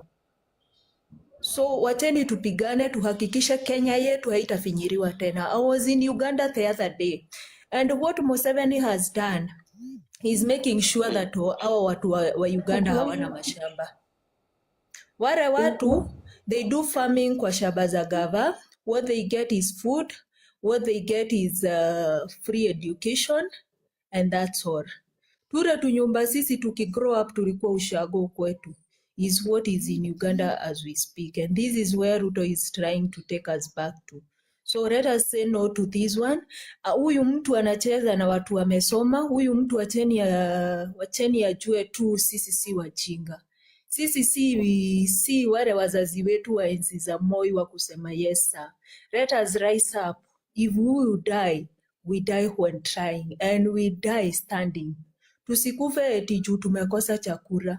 Where we are right now, nilikuwa naambia mtu, in our industry we are not selling. Kila kitu imesimama. Why? There is no cash flow in the country. Hii pesa wanaiba wanapeleka other countries, wanaenda wanainvest huko. Why don't we block these people before they do too much? These Ruto guys gaining power. Amegain power ya Senate, amegain power ya Parliament, na amegain power ya Judiciary. We only have us. Let us try our best to make sure that we have used our military. We know they love us. We know they are for us. Let us join hands with these guys. Heri Kenya yetu irudi kwa military than tuuriwe na watu wawili watatu wenye wanataka kutubariza. Let us fight for our Kenya. Let us say enough is enough. Mumeona Philip Generali akiwa pale Jakarada. Hao akina Omoshu wanasema same thing. Enough is enough. Wamemarizana na Raila. Let us make sure that we have preached the gospel that Kenya yetu haitaenda kwa mikono ya Adani. Me, I deal with idiots. I know how they operate. Muhindi akichukua uwanja ya magari somewhere, anahakikishanga amerudi kwa India, amechukua watu wake 10, amewaleta kwa ofisi. Wale ndio watakuwa wana operate kwa ile kampuni. Akifungua hospitali, anahakikishanga nurses and doctors wametoka India. Is this the country we want? Tukienda kwao, are we able to operate in their country? No. Tukienda China, mchina amekuja amejaa Kenya. Tulisikia the other day tukiitisha pay bill yao tuwalipe madeni zao. They said hatuna deni yao. Saizi wamejaa hii Kenya yetu. Hapa Kilimani ni wao wananunua wakijenga manyumba. Why are we allowing such things to happen in our country? Let us rise up. Watoto wetu wasituraani vile tunaraaningi wazazi wetu. Yaani kuna siku nilisikiza mtu akisema, babu yangu sijui alikuwa anafanya kazi gani. Ati babu yangu akafufuka leo hii na mwambia akufe tena. Juu Nairobi iligawiwa babu yangu akiwa. Babu yangu akifanyia Kenyatta kazi. Let us rise up my people. Let us do something. Let us support our leaders. Let us ensure that kama ni Murara, kama ni Omtata, kama ni Eric Omondi, these people has to unite for our Kenya. Na mwenye atakataa kuunite, akwende akienda kabisa. It's either they are for us or they are for the government.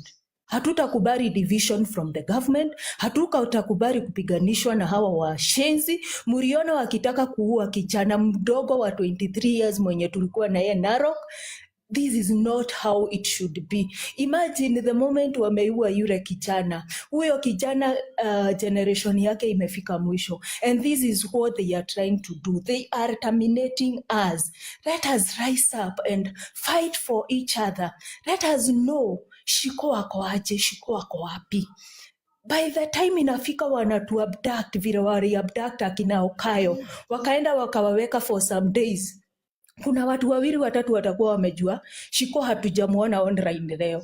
Wacheni tuende tujue yako wapi. Dawaka hajapatikana. Let us be our brother's keeper to make sure that we put to an end to this brutality. Askari akigawanishwa askari moja, I guess they can one askari is to 300 Kenyans. Hawa askari kama wanaturemea, wacheni tushike wao tuwapige wote. Tuhakikishe hakuna askari atakuwa na breathe. Kama ni hizo bunduki tuwanyang'anye wote. Tuhakikishe hawatakuwa wakiongea tukiongea. And this is how we will win our country back. This is how we will be able to produce. Our parents will be able to do farming again, and we will be able to work again as a country. And that's all I have to say for now. Hey, host Makofi, Shiko, thank you so much. Thank you. Acha, from the comments, you have just injected as it should. Bensu, long time Bensu. Are you there? But your network inakaa kidogo. Before hata Benso ingie, nataka kuwakasirisha. Nataka niruhusu tu niwajamishe kidogo. Juu lazima tujue enemy yetu anafanya nini ili tujue tunamwataka aje. Niruhusu tu niwajamishe tu. Wacha msikie. On changing the constitution for parochial, selfish, personal matters is no space to go.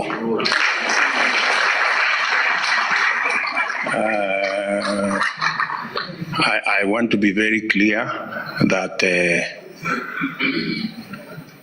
as president, I will not participate in mutilating the Constitution for purposes of serving selfish, personal, parochial interests. The same way we opposed BBI because it was meant to achieve selfish, parochial, personal interests. We will oppose any move to change the Constitution. I will be at the front to say no to any change of the Constitution, to change term limit, to change things that benefit individuals. Here, that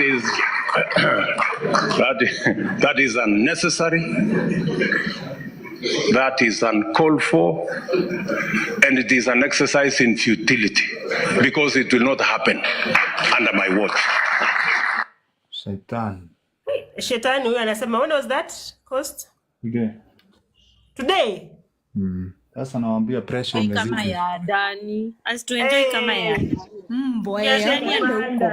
Wah, mimi nimejua hiyo sauti itawapea Asituenjoy. DP. Poleni, kwanza ninaomba msamaha, naomba radhi.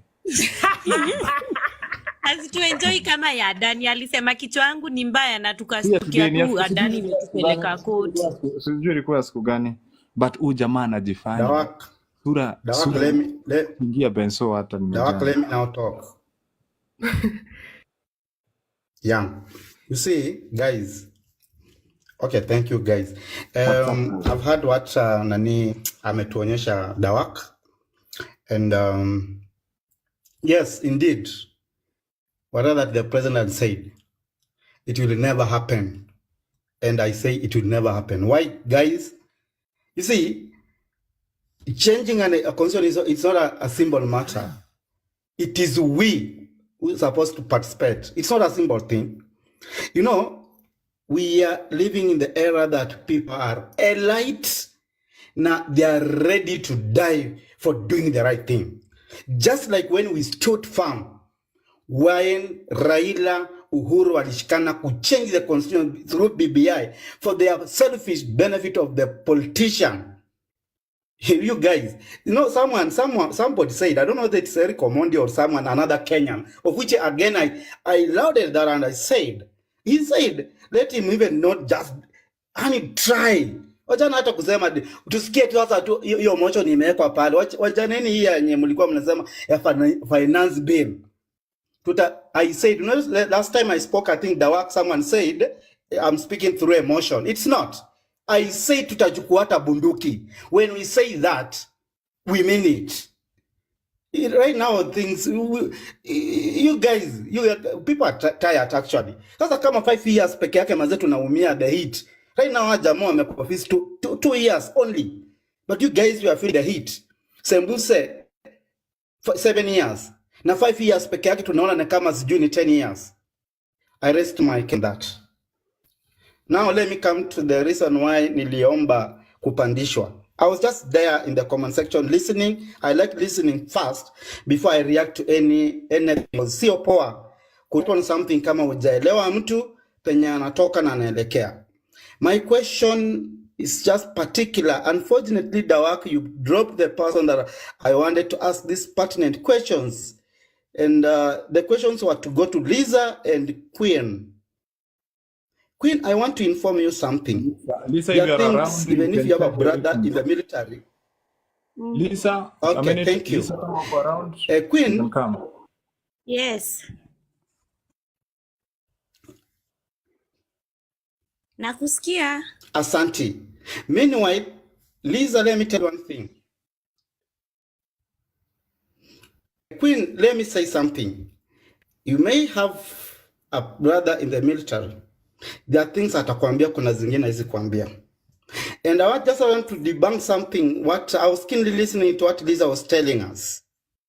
Yes, I agree with you partly that KDF, the internal police officer, they have their roles to play. The reason why the police, the regular police, are always misused by the politicians is because their roles define them to be engaging us on daily basis. For military, their role is to protect our borders. But, I want you guys to underline the word but. In case there is any unrest, something that maybe it can jeopardize the peace of the country by maybe a particular group that is maybe not lawful, prescribed under the constitution, the military is allowed to step in when maybe the normal regular police wameshindwa. They are not meant to beat wananchi. I agree with you 100%. But someone said, Lisa said, at least they don't take commands from the president. Guys, read the constitution well. The president is the commander-in-chief of what? The armed forces. Underline that. So whenever we are arguing this thing, there are people who doesn't know this. We need to educate them. We need to inform them. Ndio tujue mtu ajue space yake ni gani. The moment tukitoka nje, we are requesting maybe help from the military, we know how we go about it. The military can also respond to our call because as per the constitution says, the power belongs to the people. If we are peaceful and we evoked that article 1 of the constitution, the military not to talk in mass numbers the way someone said here, I think in the Queen that your brother or whoever told you, what they always want is the mass. The mass is mean at least good number of the people of the nation to come out to show that enyewe wamechoshwa na leadership of that so president or that leadership at that moment.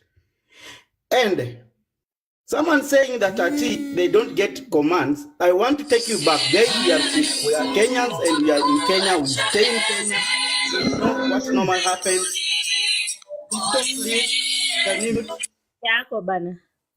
Thank you. We are in Kenya. We've been seeing these political things. Hatujaanza kuona hii political events because during Ruto's time, the military still, they are under the presidency. They can be misused by the so-called the politicians, especially not when I say the politician is the president. Let me be specific. Politicians can misuse the police, normal police. But for the military, they can be misused by the president. I'm just being directed by my producer. I'm just being directed by my producer. I'm coming back to you, Benson. Let's hear what Gashoka is saying. The Kentraco out. Right now, ODM is negotiating to increase their share in government. Bill Gates has just come and signed a private deal with Ruto, and he has just given $50 million to Kamala Harris campaign in private. If that's about $5 billion. If you can give Kamala Harris an American $50 million, what do you think he can give Ruto? We are in a state of chaos.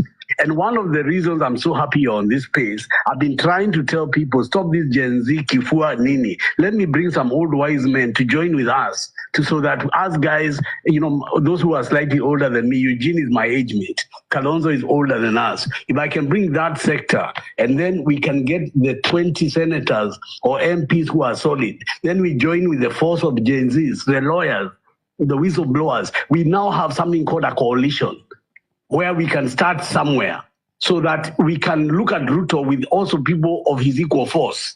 He can't arrest Kalonzo Musyoka. You take it from me, he can't even dare. But now, if we come here in the space and we just abuse Kalonzo and abuse him every day, then what do we want? I asked Kalonzo the other day where he got the name watermelon. He told me Raila is the one who called him a watermelon. And now who is a watermelon? So in politics, we cannot be adamant not to change our ways. I don't want to hold the space. Mweru is in charge.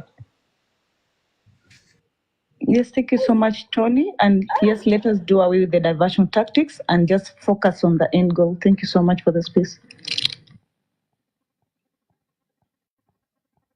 Good. I'll still come All back. right. As we go ahead, I'll have the move. Go ahead, Tony. Go, Tony. No. Move the mic. Yeah, the movement. Are you here? Good. May I conclude? Ben, Conclude what was just said, kindly. Benso, Okay, Benson Obangi, Maliza. yeah. Because I was raising a very pertinent issue that, guys, you need to know. And I'll be very brief on this. Let me remind you, during 2017 election, are you aware that the military were misused? And I have evidence personal, but I may not disclose it here. The KDF was sent to Kisumu, to be specific, and several Luo people were killed and thrown into the Lake Victoria by KDF. Who gave that command? It's the president. Even it's in the public domain. So whenever we are arguing our points here, let us be specific and also remember the history of the past, so that we can have the present, work on the present and make it better. The military can still misused by the president to kill his own people, because that time it is only Luos who are. Raila told people, vote for me na mrudi kwa nyumba. Other tribes did that and they went back to their homes. But Luo, because most of them, they love Baba, and Baba to some extent, they are their God. They had to come out agitating why Raila's win was stolen. 30 seconds. They were just nini na walituma kule, waliuliwa, and we know all that, and you know it, guys.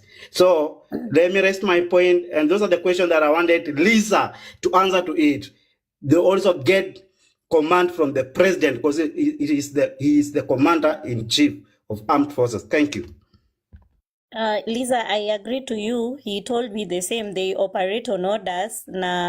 He told me on the same, like, don't, some things maybe we might be looking it as vitu kidogo, but there's a time he used, akaniambia, when you decide to go to the street, we are given orders. Nikamuliza, can you be given orders, shoot to kill? Akaniangalia tu, he didn't say anything, but akaniambia it's good to be careful, or rather request before orders zipeanwe, like wananchi wakirequest before, like hiyo kuambia watu protect before it can be easier, but when they are given orders hawana, it's true venye tu amesema Bensu, hawananga otherwise, like awajuangi kawe ni sister yake ama mama yake, it becomes different. And quickly, Queen, Okay. when even the previous, it was leaked. It was leaked. Thank you, Tom, and Anthony, for all that you're Guys, doing. what we are guys, you stopped discussing about hiyo mambo ya wanajeshi hapa. Wachaneni na hiyo mambo kabisa. Hiyo mambo wachaneni nayo, please. All that you're doing. I think I've diarized the 11th of November. As legal counsel, I would like also to just have my input. Maybe I can assist with the documentation. So maybe I'm just keen to maybe have the petition as well. Send me a DM now, so I'll send you the petition right away. Very well, Tony. Thank you for that. Yeah, so that I can also, I mean, I'm keen to appear on that day just to see what is happening. I am your client. I have given you instructions. I am your client. Very well, Tony. Asante. Jioni njema. Thank you, Cedric, and let that be the spirit. If you have a way you can help us. Dawak. Host. Proceed. Jana tulikuwa tumeongea hapa. Yesterday we spoke about Kalonzo and this team, the old team. Do we really... I don't know where Tony is coming from. I've been following his tweets and I've been seeing him akisema those are the old and wise people according to him. For the coalition, I support it, but to what extent? To what extent? We might lose ourselves along the way. We know all these people are dirty. Ndo maana waongei sana. When you see them not supporting a cause, it's because they know watafinywa ama kuna mahali ambapo wanajulikana wamefanya kitu. Kalonzo is known for grabbing land. I don't know about Eugene, but birds of the same feather flock together. So is it to what extent? I think that should be pertinent when we want to form these coalitions. I'm okay for any wisdom, but I was saying here in the comments, you should define old and wise, because some of us, we might seem young in age, but we are old and wise because we are led by wise people or wise elders. wise than these people. That's why you find the brains maybe of someone like Morara it doesn't reason like someone like Must Go. You know, I don't know. I hope I'm making sense. Kuna wazee wajinga pia. We can use Ndam. Kuna wazee wajinga pia. We should know that. Some of Exactly. these people hawajamnyamaza juu ni werevu. Some of them are cowards. Others are stupid. That is why they are not able to come out and tell them not to kill us. Kwa nini hawajaongea? Over 100 youths wameuriwa. Wamekuwa wamenyamaza kwa nini? Apparently IPOA, who was saying, see, Morana ametuambia hapa IPOA is managed by Ruto. So what do we expect? Me, I don't expect anything from the institutions. This is a very personal level. Enyewe, let this be the basis. Kama mtu hakutusupport wakati wa Gen Z, all along, all through. What are we doing with them? Use and dump. Next point, I think. And I can just say, like, maybe tunasema we are going to use the old people, Kina Kalonzo. Kina Kalonzo want to be back to politics to fight for their properties and rights. Hawataki kutufaitia sisi despite anything. Hawa wanatafuta chance ya kuingia kwa government at this moment. Yeah, as a I can go with waongoze maandamano. Hiyo ndo tu kitu yenye tu wanaweza tusaidia. Yeah, hiyo tu. Do you think we will see Kalonzo kwa front line dawak? Haezi. Kalonzo hawezi. Lakini Martha anaweza. Martha Karua anaweza. Guys, let me tell you one thing. For us to succeed and help this country, we said we don't want to associate with these politicians. They have messed us out. When you see Kalonzo sending to support the Wakina Kashako and the rest, it's not that it's genuine for this country, just because he wants maybe to be supported or he wants to remain relevant, because they're eyeing the ones, I don't know, and I need to bring joy the Kikuyu and support him. And that's the mindset they are playing with us. And as we are saying, we want to move there's a strategic reason why I'm concentrating on Jomo Kenyatta Airport. It's because that's what case we are going to win. We have all the documents. We have the workers behind us. We have got, this one we can win. The moment we win, we have an indictment against Andani, which we can take to India, we can take to the US. He will be indicted. So, News, you understand, you can't go on a spread strategy. We'll get him by getting convicted. Convicted in one is convicted in all. He will be a criminal ab initio. For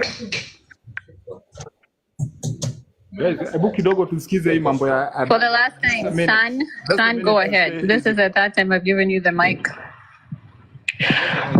Sorry, I had a network problem. I'm back.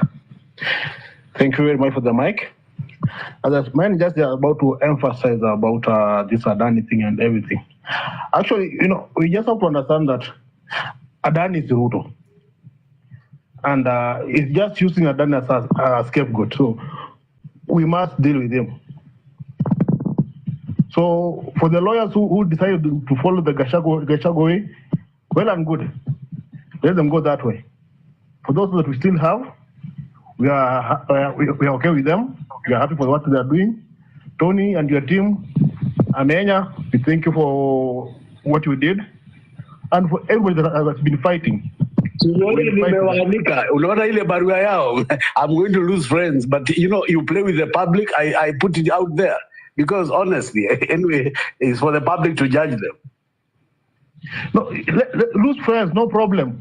Okay? No problem losing friends. But remember that you will have those friends who are true friends to you. Understand that? So whatever they do, you are doing for our interest, not for the few that are paid. Root us the billions and millions. For them, they only have peanuts. We cannot allow a bunch of people just to take over Kenya and think that it is their village. No. This is our home. We were born here. We will die here. We will be buried here. For them, no matter where they go, they will be brought here to be buried. So they cannot sell our country for their own interest. So Ras talked about something, and it's about the Subaru boys. Those are goons for hire. I can't call them the police or whatever. No, those are goons, and we must find a way to deal with them. They cannot abduct us, kill us, steal from us, and do what they think. No, we cannot allow that. Ours is not just about to take videos and everything. No, we have to act, because Kenya is becoming something else. It's like abductions are now becoming out of the day. Mtu amekuwa abducted, sawa, hii itaisha. Mwenye atapatikana akiwa hai ni sawa, mwenye atapatikana amekufa ni sawa, na tunasonga, and they are happy. We cannot allow that. Thank you. Thank you. Let's hear from Jonah, but I agree with what you're saying. So Jonah, go ahead.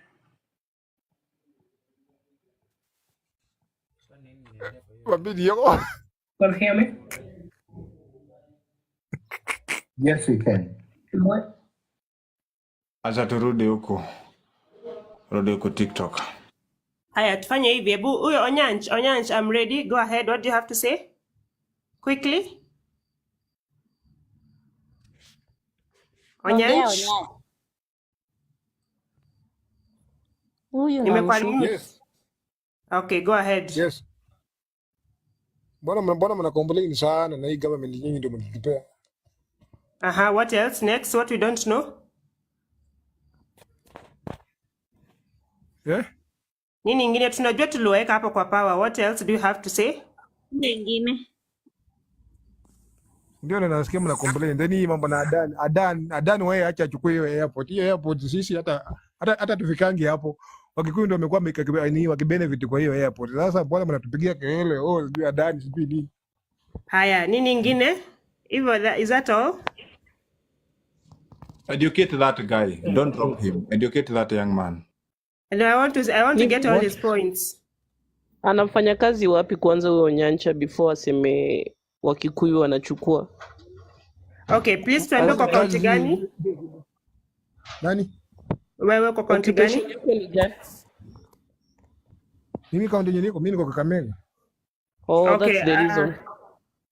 That's the reason. Onyach pia sisi tunatoka Busia, lakini the fact that tuko kwa hii platform, ndugu yangu, si ati ni juu Kenya ni ya kabila moja, na the fact that tuko hapa, ndugu yangu, ni ati tunataka kusaidiana. Unaona nini? Mimi tangu nizaliwe nimekuja kurealize kwamba hii Kenya imekuwa ya kabila moja. Wakikuyu anashindaka wamejidai sisi mlima. Sasa tuachie wao, ndio tunafaa tuwasaidie. Ndugu yangu, hiyo ndio tunafaa tuache hiyo maneno ya mtu wetu, kwa sababu hatuwezi komboa nchi hivi. Queen, wacha malize. Queen, wacha aongee. Kwa saizi mimi kwenye nimefikia, najua sahii ni kila mtu angangane na mzigo yake, kwa sababu wao wanasemanga wakati tukipiga kura wanasema wao at without mountain sijui hakuna kitu inaweza fanyika. So kwa sababu wao wameshinda, wanajibebanga hivyo, tuachie mzigo wao wenyewe wagangane nayo, usiwatu kwa sababu wametoa tu nini vice president. Kwani wangapi wenye wametolewa? Ngoja sasa ni kutukufunza. Onyancha, please. Hey, nyamaza. Sasa hiyo ni siasa. Sasa wacha sisi tukufunze. Ngoja. Sasa umekuwa sasa mwanasiasa. Amekuwa too much. Wacha tukuelimishe ndugu yangu. Hebu unmute tukuelimishe sasa. Acha kupiga tu mdomo. Huo ni primitive, ati kabila. Nataka uniambie ukweli. Moja, nyamaza ulizwe. Hebu ni engage huyu jamaa. Just a minute. Hata mpaka nimedrop huko X. Onyach, unmute. Nikuuliza swali. Unmute tu. Uniambie. Haelewi unmute, mwambie atoe speaker kwa Kiswahili. Toa speaker. Lakini guys, I want you to understand ya kwamba this is the mindset on the ground. Okay. Unasikia nini? Wacha nikuulize. Oya. Nataka nikuulize swali, Onyancha. Ni sawa na ukweli wangu na hiyo ukweli wangu. Kwanza ulizwe. Mtu anasikizanga. No, unajua sasa, unajua sasa tunaongelea issue. Sasa kuna wengine nao wanaleta ile wako na nini? Now, Mwoni huyo. let me tell you my people. Huyo We na kama ndio Tukipigwa watu wako Narok, inabidi tuende ushago tukipigwa, tufanye civic let me tell you, education. Guys, Queen, msinini, don't hapana. look tukipigwa down. Narok, No. Msishangae. Wamboi, Msishangae kidogo, let me inject kidogo. Msishangae, amesema ametoka Kakamega and it's in every county. Don't even tell him ati ako primitive because it's Kakamega. It's because you are in Kakamega, that's why you are reasoning like that. These are the people on ground and there are our people. This is just one sample. Amekuja kutuambia kazi iko nyingi Kakamega, tuchange moto wewe. Civic Hey, education. tukipigwa Huko Narok, ushago yaki tuko na hard time. tukipigwa Watu wetu Narok, wa wale watu Kakamega walikuwa majenzi wanatuambia, wale watu walikuwa mchangamke. wanatuambia tumewatoa kwa sherehe ya gavana. Hiyo si poa. Munatutoa kwa sherehe ya gavana, mnakuja kuharibu hospitali. Mlikuwa mnafanya nini kwa hospitali? Oi. This is what is happening kwa ground. let me explain to you something. Let me explain to you guys something. Unajua nataka kuona these politicians inakuanga hivi. This is a village. Let's say it has how many people? 10,000. And the only person ambaye ameomoka kwa hiyo village unapata tu ni huyo MP wao. And maybe 20 of his cronies only. So una imagine umeitwa sherehe 10 kilometers. Mimi si support. Tunataka tu mwelewa mindset yao. Tumesema hapa we are here for unity. So we will always unite with the likes of Onyanji. Paka tushike mkono tuone penye tutafika nao na penye tutaweza kufika nao tunawaacha along the way. But I want you to go into their mindset. Umeitwa sherehe, haujai kula nini nyama kwa muda mrefu sijui wiki moja. Whatever you worship as food ama whatever as entertainment for you is what you find in that governance office. And then uniambia utaenda huko, alafu nakuja kumtoa hapo mpeleke place nyingine hata complain. I'm not supporting them, but I want you to understand the mindset that we will be dealing with on the ground. We have a long way to go. Imagine kama hao ndio watu wako huko. Imagine na education imeshi. Hapo. Exactly what they want us to be. Wanataka tukue wajinga kama wa Uganda, hakuna kitu wanashikanishanga. No, that is actually what happens in the ground. By the way, people do. I think kila mtu kama kuna mtu mwenye ushago yake ni Kakamega, unasikia kazi iko nayo. You can hear that? Kama kila mtu Let me tell you anaweza something. that is how it is. No, he's not primitive. Ndio anajibu hapa chini. Acha nikwambie huyu mtu si primitive. Where they are. This person is not primitive. Ndio anatujibu hapa, ng'ang'aneni na mizigo yenyu, muache kusumbua watu. He's not primitive, this person. Huyu ni mtu anataka tu kutusumbua akili zetu. If he feels like kwa Kikuyu ndo ana benefit, yeye mbona kwenda kubenefit? I don't want to talk about tribalism in this sense, but Onyancha will make me speak some tribalism in other part badly. Onyancha is not primitive, anataka tu kutusumbua sisi akili. So nimekurudishia list. Breathe in, guys. Take a moment. Breathe in. Breathe in. Hapa tuko Dawak Media. Here we talk matters good governance. Tukiona ushenzi, we will not tolerate, but we will always reach to a certain point ambayo tutaweza tolerate anymore. This is what I'll say to anyone who has a mindset like Onyanji. I'm a Kikuyu and I don't support whatever is going on because it's bullshit. Kama wewe wajamko uone ya kwamba the generation of our parents is going to be swept away because a new generation is coming of you, someone like you and I. These Gen Zs na millennials is who we are going to take over the country. Kama uone that the generation of our parents is going to be swept away. Now all that mindset to go away. Tutabaki hapa na wewe kama Onyanji, wewe tutabaki na wewe uso kwa uso, tupambane na wewe na hiyo mindset yako, na kama ita change pia wewe kuwa swept away. This is very spiritual. Make sure you're on the right side of justice and truth. That's all. Dick Lobotgard. Benson nimekuletea Lisa, umemuona hapo. No. Hello everyone. Yes.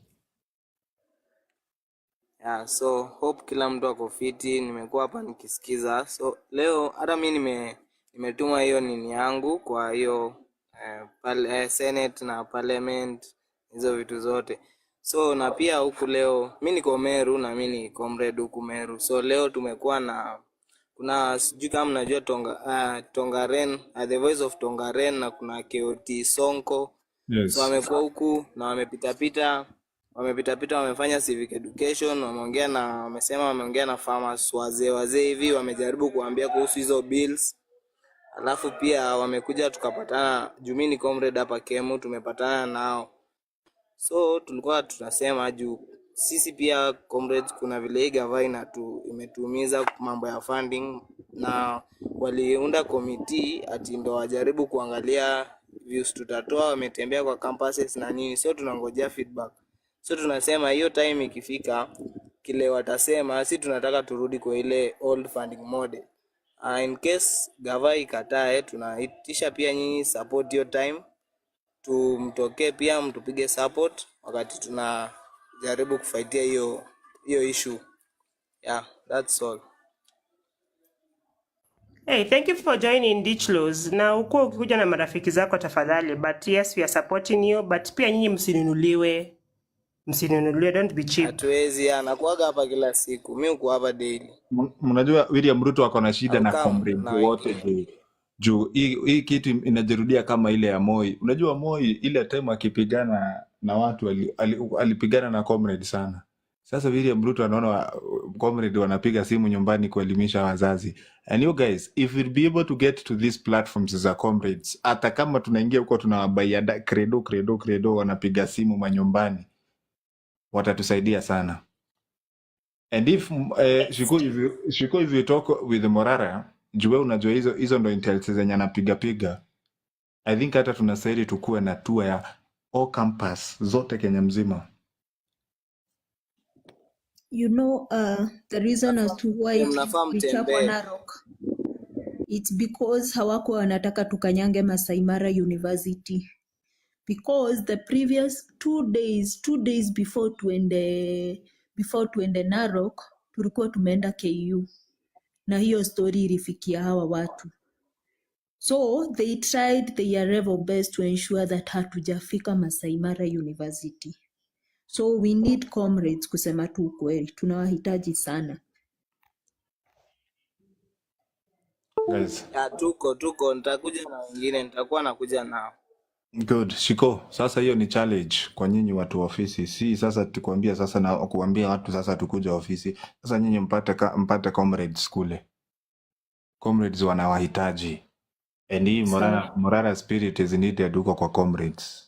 Hao ndo watatusaidia kufikisha hii simu. Me believe kila village iko na comrade ako campus. Every village inajua iko na comrade ako campus. Na huo mmoja juu anaaminika ameenda campus, anaweza convince hiyo kijiji. So what if hiyo kijiji iko na watu watano? Watu watano peke yake. Na wanaelewa hii spirit yetu ya movement. That means we'll conquer, na William Ruto hatatuambia ushit.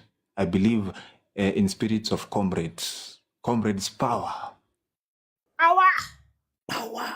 Good. Ria.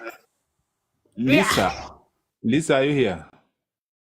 Yes, I am. Tumesema nini? Hujaingia kazi? Bado sijaingia huko. Kuna issue ni vile ulisema tunyamaze kidogo, but I would love to say a thing or two on the same. Ebu nikijini hiyo mambo na Benson. Hiyo mambo Benson. Benson. Benson. Nini mambo yenu wawili? Okay, allow me to enlighten this. Yes. Kind of allow me to say. Niliona Dawaka jam ndio nikaona to drop hiyo kitu. Sometimes it's good to question, although he is also very cautious, which is also paramount, but sometimes it's good to make it clear to them if Dawaki will allow us to so do. Hii kwa mikoroni mwenu, mnajua Dawaki inanga msimamo ya maneno yoyote. We don't own any information. Sisi hapa inakuanga platform tu ya Wakenya. Hebu hiyo ni mambo yenu sort, alafu mtu guide. Sisi tunawasikiza. Okay, sir. Benso, I want to let you know Yes, I hear you. Yeah, I want to let you understand that most of us who are in KDF, we are professionals. You will find that, especially from the level of candidates and all that, these are people with background information or professionals. Apart from being a KDF, Mwanajeshi, whatever, these are professionals. You find we have doctors here, we have lawyers, and so on and so forth, right? So that's quite paramount. Number two, I also want to tell you that the KDF, we are not exemptional as far as the constitution is concerned. That's why I'm telling you, some of us are experts in other areas. the Constitution of Kenya, and I want to draw your attention, Bwana Benson, to some of the most critical things. The issue of KDF is enshrined in the Kenyan Constitution. Like, they are not exemption. We are not exemption in the Kenyan Constitution. In fact, if I want to refer you, if you go to Article 241 of the Constitution 2010, in particular, in fact, when you go to Article 3C, it states very clearly that the KDF may be, and the word is may. Let me use professionalism a bit to make you understand this. That KDF may be, the word is may, be deployed in Kenya to assist and cooperate with other authorities. This is only in situation of emergency or disaster. That one, underline that. Or probably in cases of unrest. In this case, this is where we would be called upon. In the case of unrest or instability, with the approval of the National Assembly. For you who are lawyers will agree with me in this platform. With the approval of the National Assembly. And by the way, to be specific, I don't remember the whole thing when I was in school, how it was saying, but I remember it was talking about that we may be deployed to restore peace. The word was to restore peace in any part of the Kenyan affected by unrest or instability or with or something like that, but with the approval of the National Assembly. That is the Constitution. And in the refer you, for you can rush to Article 241, that's what gets under the Kenyan Constitution. In fact, it goes further. The 2010 Constitution goes further. In the same Lisa, just interject before as you continue. Please. Whatever that you're saying, it's actually what I said. I want you to address the other side that I said. I will not repeat it. You know where I raised my concern. Whatever that you said, I think we is a panel. I spoke the same thing that you are telling us. So can you maybe address that area that I said? And I think if you listen to me and if you are ready to respond to that, go specific to that area that I raised. In 2 seconds, I'll be there. Where kindly. Yeah, Benso, in 2 seconds I'll be there. There are two things I want to arise. To bring you to your attention. That when we talk about defending with us, it is about protecting the sovereignty and the territorial integrity of the country. That is number one. When we talk about assisting and cooperating with other authorities, the defense forces shall, the word is shall, assist and cooperate with other authorities in situations of emergency or disaster and may be deployed to restore peace in any part of Kenya affected by unrest or instability, or only with the approval of the National Assembly. What they want, Benso, nataka uelewe nini hapa? Number one, we are guided by the Kenyan Constitution. Number two, I want to tell you that I'm criminally liable personally. There's nothing to do with the president here. I'm criminally liable under the normal law, the civil law, and under the law ya mwanajeshi. We have the martial courts on our end. We are criminally liable. That's why we don't fall into that category of, we are under the, the commander-in-chief. So good is it. We are under the president. The president is the commander-in-chief of the armed forces of Kenya. So is it. That one does not eliminate the constitution. Remember, the law is supreme. And then okay, let me put it, tuko na shida in this way. When you are under the disciplined forces... But Lisa, you are referring to the constitution, and those words that you are saying, they are enshrined in the same constitution. It's the same constitution saying that. So please be guided with that, kindly. And that's what I'm saying. Ndio ninakwambia Bwana Benson, the fact that the president is the commander-in-chief of the armed forces of the Republic of Kenya does not does not take away the constitution, excuse me. Na ndio nimekuambia mimi leo hii nikicommit offense, sitaenda kusema ati unajua president alisema twende tuwe wananchi. It is neither here nor there. I'm criminally liable mimi mwenyewe, and that's why we are called the disciplined forces. We don't, if the president is to give an order, for example, and I refer you to what happened in the last protest for you who know these things, the same thing, the president called upon us to go to the streets and help in that. But the president was very dormant, and he never agreed to sign that I, as the commander-in-chief of the armed forces. Liza, so you're thinking ya revolution, you're thinking ya tuna need to change Kenya. Does it exist to some few people who kwa hizo forces?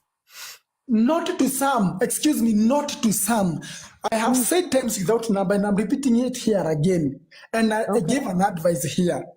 If you want the armed forces to protect you, it's very simple. We don't need all those stories. You just, those placards of yours, you should never be armed. I think Dawa can bear me witness. I said it here in this platform. No one of you should be armed. Carry your flag, carry your bottle of water, carry your flag, carry your smartphone, whatever. But you should not be armed. And it should be very clear. Protect us from the impunity of the police. Protect us from the police. Protect us from the murderers. Whatever kind of a thing. That message should be very clear before even you attempt to go to those so-called demos. The armed forces will be out to protect you. And mark my words, I'm using the word protect. And this is what I'm saying. Sijui niwaeleze aje watu muweze kuinielewa. We don't have a safe haven for KDF. We don't have a heaven for the KDF, and then we have another earth called Kenya for the Kenyans. These things, they are cutting across. Risa. Yes. Me, I get you that you as the Kenya Defense Forces, you are not supposed to fight Kenyans. Never. You are supposed to protect Kenyans. Never should a KDF. Let me tell you, never will this one happen. I know what Benzo is trying to talk about. Probably you can talk about a people or two. Lisa, but yes, that's please. not my question that I wanted you to answer. Ask the question, I Benzo. Ask the understand question the again. law that Ask the governs question. you guys. The question. My question, whatever that you are saying, all of it is what I said, and I'm in line and I'm agreeing with you, the role of a KDF. You get? Yes. My question was so specific. You said you don't get orders from the president. And I clarify and I differed with you. I said it is the only president who can misuse the KDF.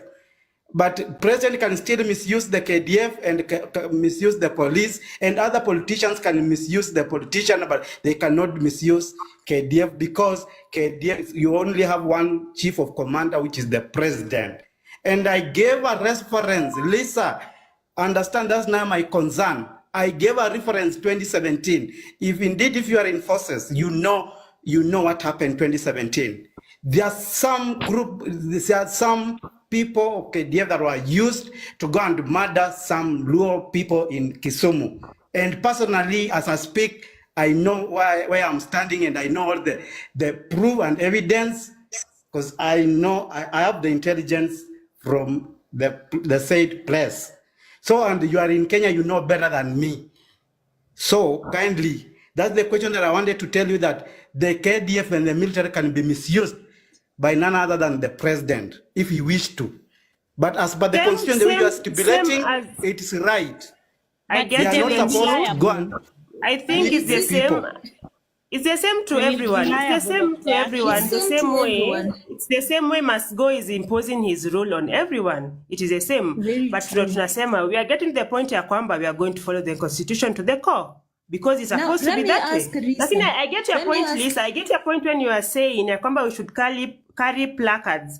Because that's how it starts. I'm looking at how the military takeover countries have operated. It's when the masses have said, no, we are not able to trust the police. We're not able to trust our MPs or our members, whatever, our people, politicians. So let's start this movement, ya kwamba, when we are going out at whatever time, let's raise the placards, as Lisa is saying. When what will happen? Let us see. But you guys, I think hiyo mambo tutajaribu kupeleka hata space tuone watasemaje. Unajua hiyo kitu yenye Lisa anawaambia si wenye mnafikiria. Watu ni waoga bado.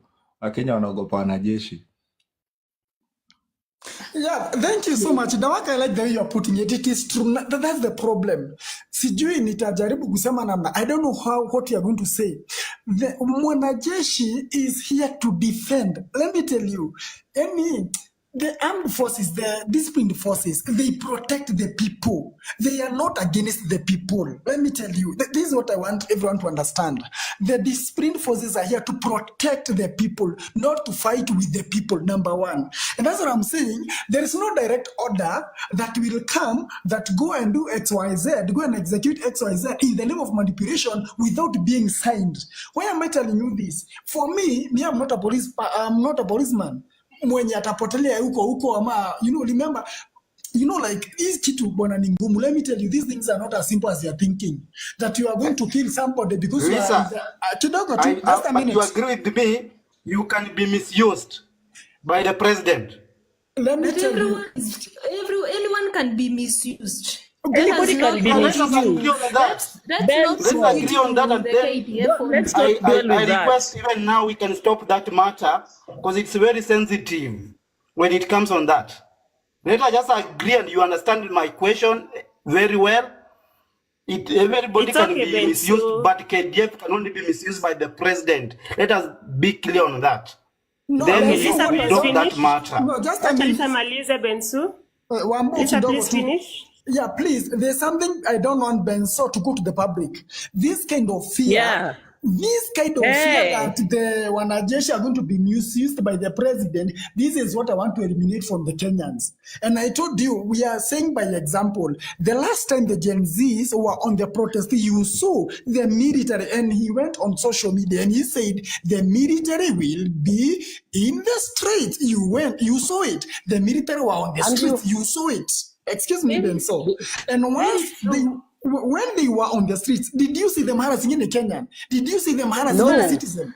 In fact, Teresa, the person who protected, the people who protected me are militaries. They're the military, and this is clear. Let me tell you, when we talk about an unrest, Lisa, you're not answering my question. I've given you a reference. Kidogo too, let me clear this one to the public because I know what the public is going through. Remember, Benso, even as you claim to have intel, which I do agree with you, but you don't have more intel than I have. I can just assure you for this. In fact, I have total intel. I can even tell you what will happen on that day. Let me just be very clear on you.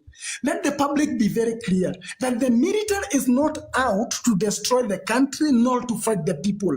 The military, we are very disciplined. And through our code, through our oath, let me tell you, the disciplined forces will protect the people more than anything else. I want us to be very clear to this public here. Let no one have a mentality that these people can be manipulated by the government.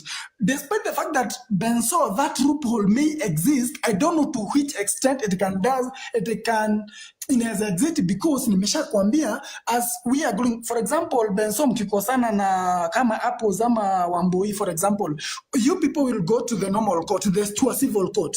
For me, I'm liable to a civil court at the same time to a martial court. So for degree yangu ya kukosea iko higher than degree ya mwananchi wa kawaida kukosea. Na mimi nikikosea nitakuwa na like my punishment will be more than when a civilian atakuwa amekosea. Na niko na mtu wa kuniangalia anaitwa martial law. So please let it be very clear to these citizens here. Be very clear that whenever you will see these people out, whenever you see the military, that is when you are very safe, as long as you are not armed. And I've told you, if you feel mukona woga zaidi, before you proceed to the maandamano, just go to any barracks, and to raise your placards, and you will see they will come out in their masses and they will protect you. Thank you. Lisa, Let me tell you something. Shiko goja kidogo, just a minute. Mnajua mimi sometimes mimi ufikiria lakini najiulizanga ama niko normal wakati mwingine nikijiuliza. Juu sasa mimi nataka Lisa akikuja hapa next time akuja na wengine kadhaa na hizo masudo accounts wakuja wa msecond. Nyinyi raia siwezi waruhusu mumsecond. Yes. Mnajua nini? Upward, how are Acha you wako doing? wengi hapa chini. Host, Dawak, unaona kuna mwingine anasema ya agree. Mimi niko na swali kidogo Lisa, niko na swali. How safe is it for you? The fact that tunakuja hapa na pseudo, how safe is it for you? Alafu upatie Shikua malizia. How safe is it for you? Why are you coming with a pseudo basi? Very In good. all humility. Yeah, thank you. Even hata hapa chini kuna watu wengine but we are very many inviting this platform and I want any other KDF or somebody in the military, let them come out here before we give to Shiko and say yes This or no to record. what I am saying. Exactly. Please, hata before niongee anything, let someone else who is in the military come on the platform. Inua yeye. You know, Ni sawa Lisa, but I'll tuambia how safe is it for you guys? I'll pick you. Unajua sometimes watangeni nikuwe speaker kama huyo. Dawak, my question was not answered, but let me leave it at that point. Yes. Imehebwa, but let me... Benzos nilikuwa nimekuona. Anyway, inaitwa Dawak Media. Hii sisi ndo sauti ya Kenya. Dawak, yenyewe ulikuwa umeniona. I agree with what you are saying. Let us rest it that way. I want you people to ask yourself this one question. Yes. Why did Ruto send our police officers to Haiti na akakosa kutuma KDF? That is number one. Why did he not allow KDF waendelee kukaa kwa barabara when he realized that they were not beating us vile nani walikuwa wanatuchapa, askari walikuwa wanatuchapa, na any other maandamano, instead of him calling for KDF aliita askari. What other question do I have? Why was there an elimination of Ogora before all these what is happening now started happening? Because you people can bear me witness that hizi vitu zenye zime happen of rate, it's after elimination of Ogora. So let us ask ourselves those few questions. And I'll Maybe try we will to agree or disagree with Risa at some point. At the moment, pia sisi tuwe na listening ear. Lisa amewambia to just to be secure with himself, haizi identify more about herself, but amewambia nyinyi kuweni wengi kwa ground. The problem pia sisi hatukuwagi wengi kwa ground. Msikizeni tu pia mfate instructions zake kidogo. When we are many, they'll support us. Hatuwezi kuwa watu 10 mnataka military watu support.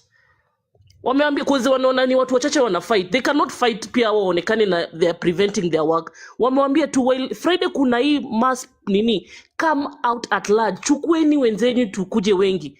If we are many at the ground, they'll help us. Lakini tunaendaga maandamano watu wangapi? 10. Tunaweza count Wambo, Dennis, watu 10. Tunaongeaga hapa sana wengi na but we're not there on the ground. So tumsikizeni pia kidogo, tukueni wengi kwa ground if we want support from the military. Watu wengi wanaongea hapa nataka wakuagi kwa ground huko chini. So how will they help us? Na mnataka pia wa overthrow the government how? Watu 10 na hao wako wengi. It cannot happen that way, guys. So pia nyi kueni kwa ground, wamewambia kueni wengi. The mass people will be helped by the military. But we are not many. Tutaongea kesho Friday kifika kila mtu anakuambia sijui niko na kazi, sijui niko wapi, mwingine atashiki simu. No. I'm telling you, it's interesting. Nawambia. Haya. Unajua mambo ni mingi sana inaendelea siku ya leo. Wanakimbizana na mambo ya kesi ya ndani and people will be marching 11th of November kwenda kotini kusikiza hiyo kesi. So guys, we are still pushing our movement and tuendelee kuungana na kusapotiana. So in fact our topic tonight was to talk about our movement. But wakati mwingine kinawakanga kikiwaka juu sisi ni sauti ya Kenya. Hatunanga maoni ama msimamo wote, bali sisi tu tunapeana nafasi kwa Wakenya wazungumze yanao wahusu. So kama wewe ni KDF, ama wewe unaweza support Lisa, unaweza msecond, anaweza furahia sana. So unajua sometimes ni vizuri you second the motion. So that tujue ama as many of those who will say aye. Anyway, Kukufa tutakufa. Ai. Tutakufa tu. And I'm telling you, unajua shida ni venye wewe utakufa. Unajua heri ukufe kama soja wakati mwingine jo. Hata kama I think wengine watakufa wakikula ice cream, wakikula hivi popcorns. Tutakufa vibaya sisi wote wa Kenya tukiendelea hivi. So please, that is not a threat. Age tutakufa vibaya. Penye Ruto anatupeleka, unajua watu wengine wanaona kama hizi ni siasa tu guys. Hey. Abuka chini hivi ukiwa Mkenya ufikirie wewe utakufaje? Kuna wengine watakufa wakikula popcorns, mimi nakwambia. Umenimaliza. Unajua wacheni niwaambie, mnajua kitu yenye inanishangaza mimi kama Mkenya ni venye Wakenya wanapuuzilia haya mambo ambayo tunayazungumza. Mimi nimeshtuka. Juu hata naona Jumapili sasa naweza enda kanisa nihubiri kidogo sasa juu kanisa imeanza kukubaliana na sisi. Kitu yenye naona hii movement sisi ni manabii. Na msiniambie ni hallucination. Wewe wacha kucheka, mute. Cheka kama umemute. Mimi kwanza Wairimu. Muniambie hizi ama ni hallucination ama ni aje? Hii movement ni kama dawa kweni nabii. Dawa kuna John nilikuwa nimekaa chini umefanya nikaamuka. You see what dawa? Hata mimi nashangaa sasa kila mtu ni nabii kama ujui. Nasikia tu kila mtu anaamka anasema yeye ni nabii. Unajua? Acha tu hata niache hapo. It is becoming messy. Yes, it's becoming messy. Unajua kitu yenye inanishangaza na hawa wachungaji. Sisi tulikuwa sijui ngapi tumeanza complain huko April, tulianza kupiga hii mdomo April huko. Kanisa inatuambia hapana, vijana mnapiga kelele, peeni hao viongozi nafasi. Wakuja tukaandamana. Katuambia peeni viongozi nafasi. Tukaenda tumetokea mpaka 88 tukapigwa. Tukashindwa ni aje. Kwanza 88 ndio utajua watu wa kusema tutokee. Na unaenda unajipata. 88 wacha nikwambie. Walikuwa wamejipanga. Unajua walikuwa mpaka wametoka mashambani. Yaani wote wameletwa Nairobi. Wa prison wote wako Tao. Ulikuwa unaangalia hivi mzee, unashangaa. Unaona Blue Boy kule, unaona Django.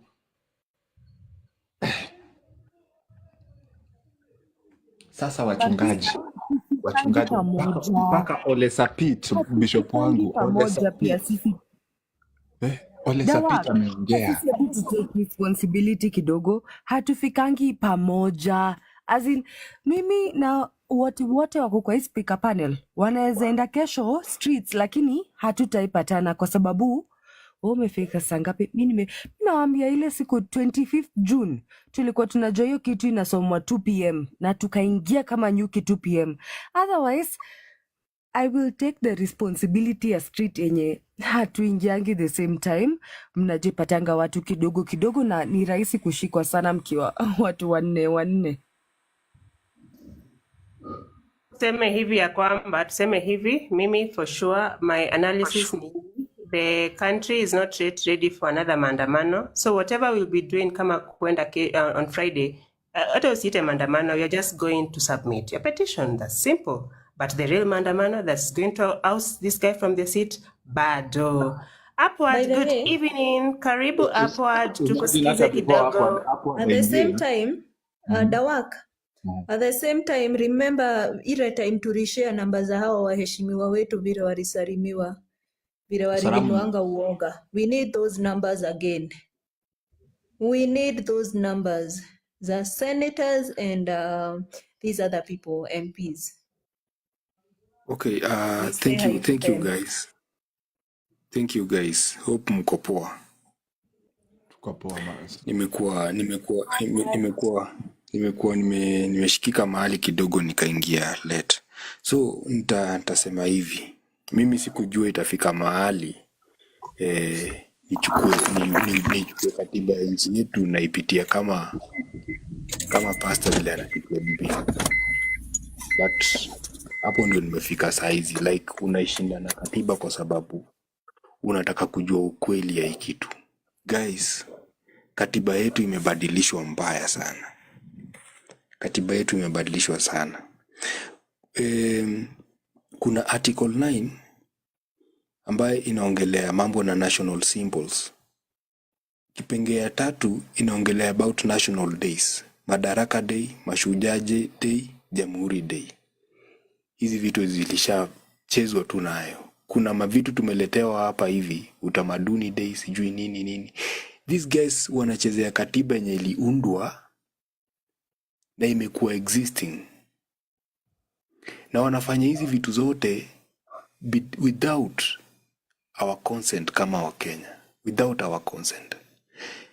It is high time for us to go to the portal ya government and we do as many petition as possible.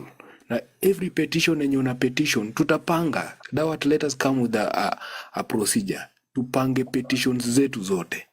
Then kuna petitions zenye ni very important. Kama hii ya leo, it is very important to us kwa sababu hakuna vile watu wanaweza amend our constitution without our consent. Na tukae hapo to relent, we cannot do that. They have done it enough and enough is enough. So right now we want to change the move of this movement. We are going to change our movement. These are a very serious business and we are doing it in a very professional way. How are we going to do it in a very professional way? Tumeangalia. These people wanna create kitu inaitwa 1, they create fear. 2, kuna kitu ambaye lazima tukue very sharp hapa na government.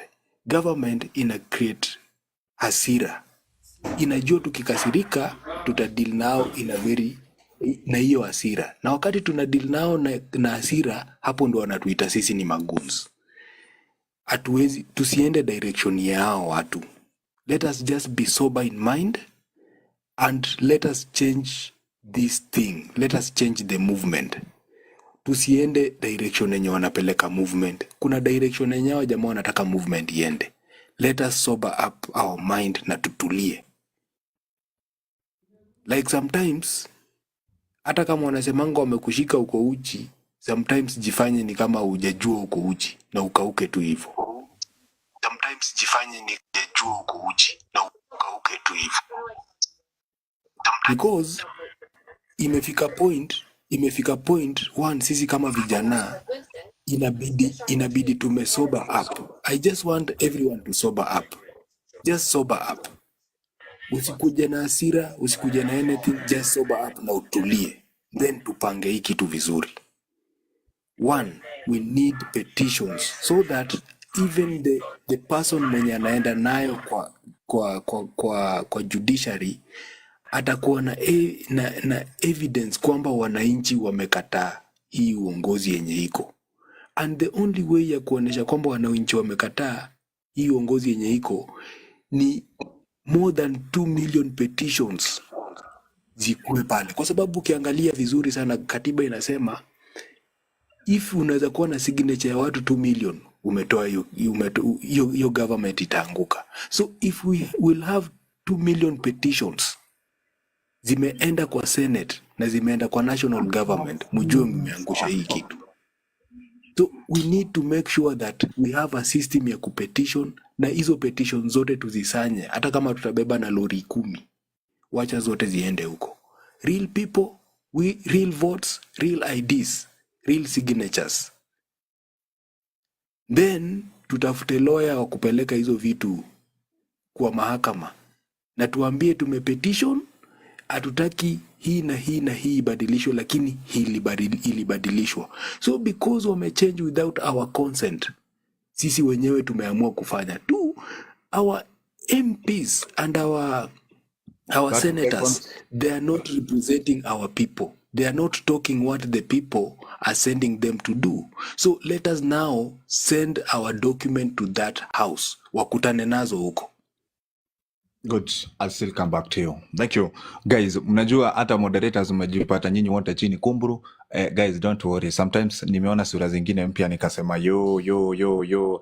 Sisi wengine bado tutarudi, wacha tuwasikia. Lucy, good afternoon. Lucy Wilson. Oh, pole. Nimekuwa unmute. Unmute please. Lucy, unmute please. Nimejipata nimecommit tena. Unmute yourself.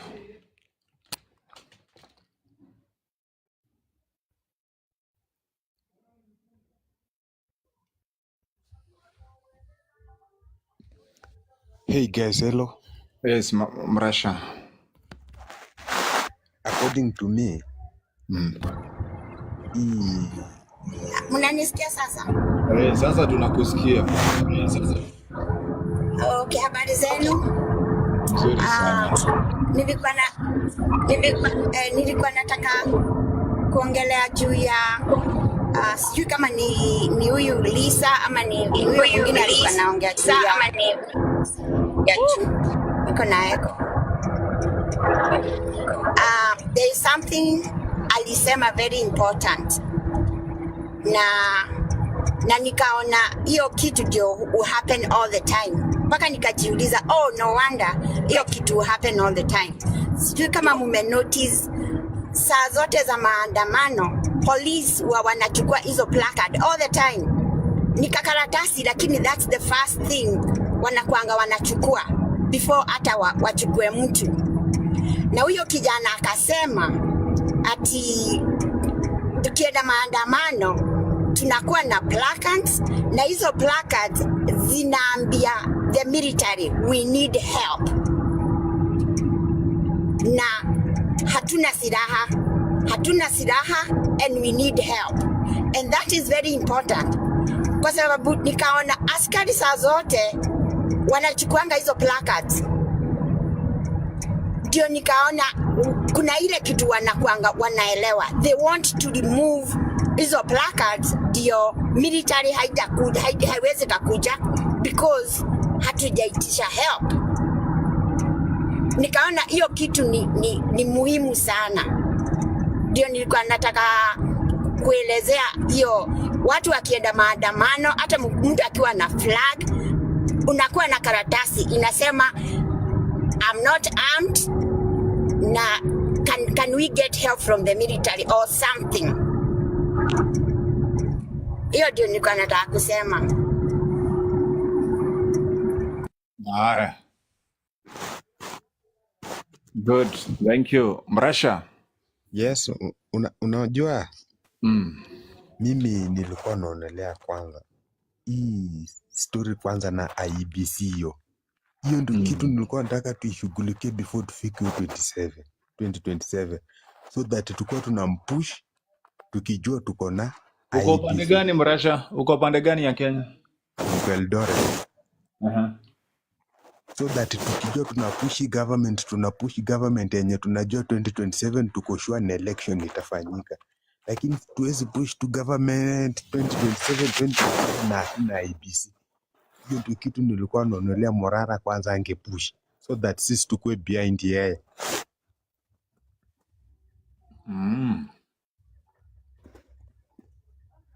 Jerry. Yes,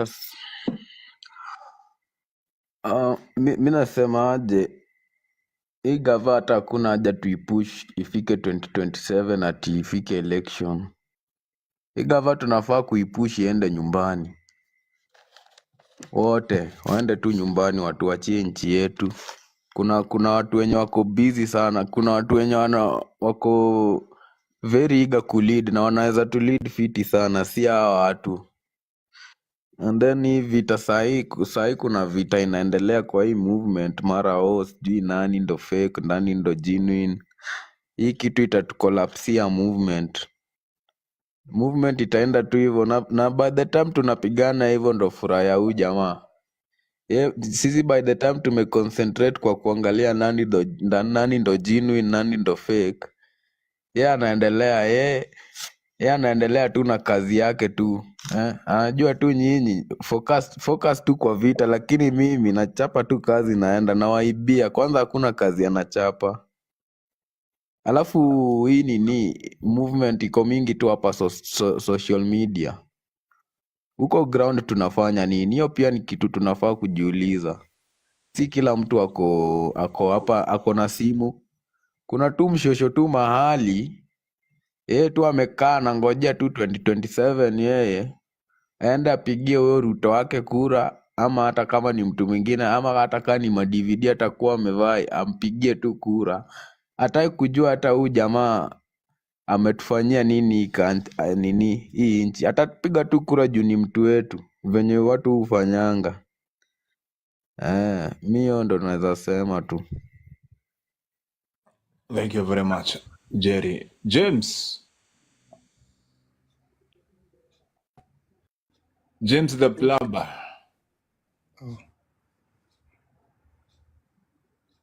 James, are you here? If you're not here, Honorable Steve Musembi MCA.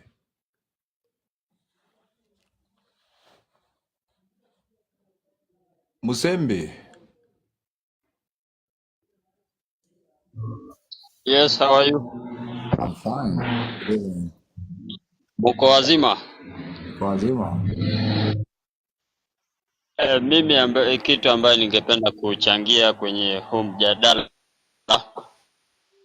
sisi kama vijana wa Kenya ama sisi kama wananchi. Uko upande gani wa Kenya ndugu yangu?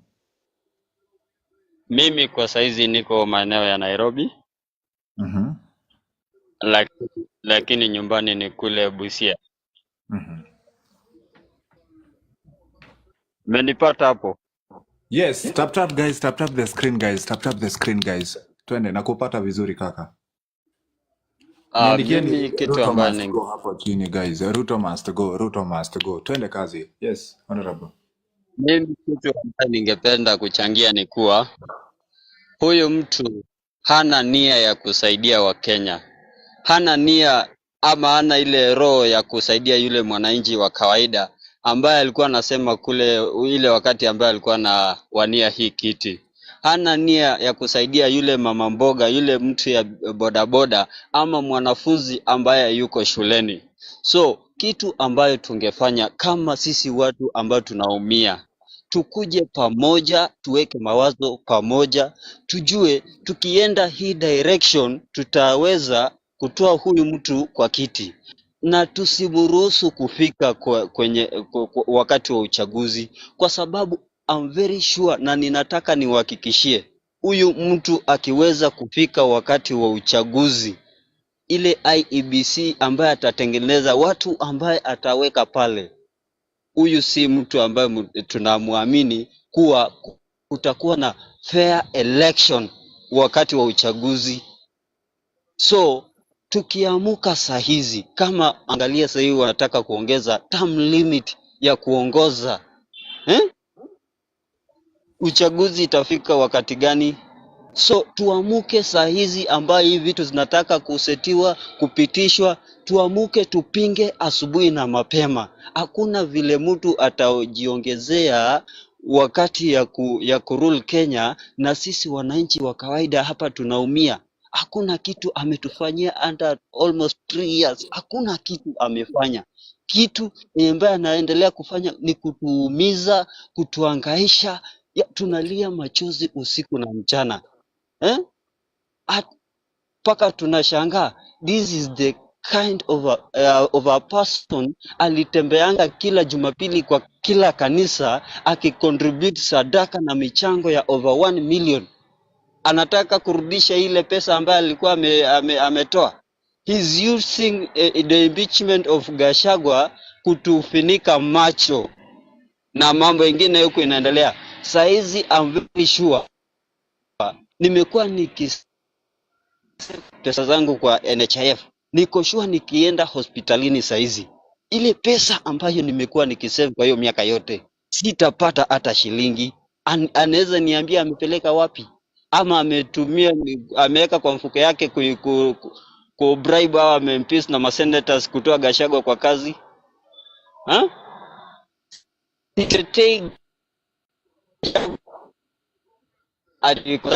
After all, I didn't voted for those people. So tuamua tujue chenye tunafanya, tulete fikira zetu pamoja.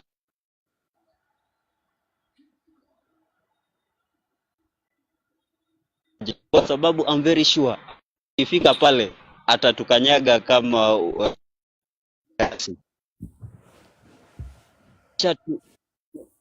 chochote tukubaliane, na wacha niwaambie na ninaomba kitu moja. Hii mipango yetu isiwe tu matastuka. Good. Ground imechange. Wacha tukienda tuseme inakusumbua ndugu yangu. Network yako inakusumbua kidogo, and mimi nataka niwaambie Wakenya wenzetu, mnasikia Steve? Hiyo ndo feeling ya ground. Hiyo ndo feeling ya ground. Hivyo ndo nataka muelewe. Hivyo ndo ground iko. Kama ujui Kenya kuko aje, I hope uko hapa Sauti ya Kenya, hapa Dawak Media unasikia. Born of God. Huyu anajiitwa mtu wa kuzaliwa na Mungu. Niko hapa. Yeah, I want to say something. First of all, I want to talk about this military assistant. I was once serving. I stopped it. Inaitwa misuse. Lisa was talking about something very sensitive that I really request the members in the group, in the team, to be very sensitive, especially when we are given an internal aspect of what is happening. Because first of all, I realize whenever we are being given a taste of what is happening in the base, a lot of people want to know deeper, like they are asking questions as if they are what do we call these people? Lisa is back. He's there to support you. Guys, tap the screen, share the live. A lot of people are asking very many questions as if ni manini au ni wanahabari. They want to make sure wanatoa more information as if wanataka kuuza Lisa. So this thing, I want to talk, and please let us be very careful, especially for every member in this group and anybody who wants a revolution. Whenever there is an inside information, especially from our KDF or any secret service that wants to help us, please stop questioning to expose us. Because if you keep questioning him against what he's giving, he has the best of information. Let me tell you, there's a time when when Uhuru was in the seat, when barracks ya LD ilikuwa wanasafirisha easy weapons. There's a lot of shit that happened. And a lot of shit that was happening is now what is causing our country right now, leakage ya weapons. Whenever Lisa is giving you information, listen, and don't ask who is a KDF here, who is who and who here. Don't ask that, because we are a lot of us in this team. We are a lot of us in this group. So just take what is being said, please, members. Chukua ile kitu yenye tunaambiwa, like tunaambiwa tuandike mabango, tukimbie street, wacha ikuwe hivyo. Better, please, erase tu kama question in the group, alafu tuichangie sisi wote, ndio whoever is a military and whoever is not a military achangie, ndo tusikuwe tuna expose wase, because I am very sure we are not all of us here white as angels. Wengi wenye wamekuja hapa wamelipwa na Ruto. Like they want to get that small information, waende watengeneze mountain in our questionings. So please, if you get somebody who is questioning too much on the inside military yenye tunaambiwa what to do, huyo mtu atolewe kwa group mara hiyo ashukishwe. Hakuna kitu anatusaidia. Another thing on police brutality. Asking about why police are killing us, it's quite of something that we just know. It's not because they are not human. They are human, but they are pushed to do that because they are also playing in a way they want their jobs. When Ruto was becoming the president, more than 100 of police, 1,000 of police walikuwa nasema Ruto akiingia nafanya nini, na resign. And I tell you the truth, a big number resigned, included a big number resigned, and they are willing to give security to a member or people wenye wako chini ya ground wako tayari kukuwa protected. But the problem is the more we are coming into protecting our own people wenye wanataka kuliberate Kenya, sisi wenyewe tunatafuta way venye tutawaangamiza. We are leaking the information. Do you think being a manager is that easy? If we get one person who is standing like the moderator of this group, who is standing to give us a group, there's a possibility that there's a number of people who wants to make sure that you're not running this group. You know why? We are instinctively created to go against the right thing. Like most of us tujaumbwa like we are upright. Tunasikia ukiniambia enda, kuna hiyo kiujinga kia kukanusha kinakwanga ndani yetu. Like ukiambiwa enda, you want to make jokes over everything. Like whenever you're doing the right thing, kuna wale wasi wenye waliumbwa tu go against that right thing. So we saying that Ruto must go. There is somebody tu hapa hivi ajaona ubaya wa Ruto, na hata umuonyeshe hiyo ubaya anafeel ni kama hiyo ubaya ni uzuri. So we are aware. So police killings or brutality inafaa tu kuisha, na sisi ndio tunafaa kuisukuma iishe, because hakuna mali tutashtaki kitu, because ndio wanajeshi wa kuja nje kuonyesha hey, now we have to protect our people, we have to protect mwananchi. Itakuwa imefika pale juu, itakuwa imefika mahali penye nobody is listening to us like right now. No MP will listen to us. Tusidanganyane ati sijui tutapeleka petition isikizwe. Petition, those guys are married to Ruto. Before you take the petition, just like what happened to Gachagua, sijui petition yake ilichukuliwa late, sijui ABCD, whatever we are going to do will just happen the same way. So let's not lie to each other that we will take a petition and this petition will be listened to, and that our lawyer will stand for us, and that nobody is going to do this. We better create chaos, but we create chaos without guns and whatever. We create chaos with our banners, like we make the country stand still. The army is ready to protect. The army is ready to come into the to the limelight, like into the face. So another talk is about IBC. This IBC thing, I told people before, and I want to tell you today, Ruto will not create the IBC.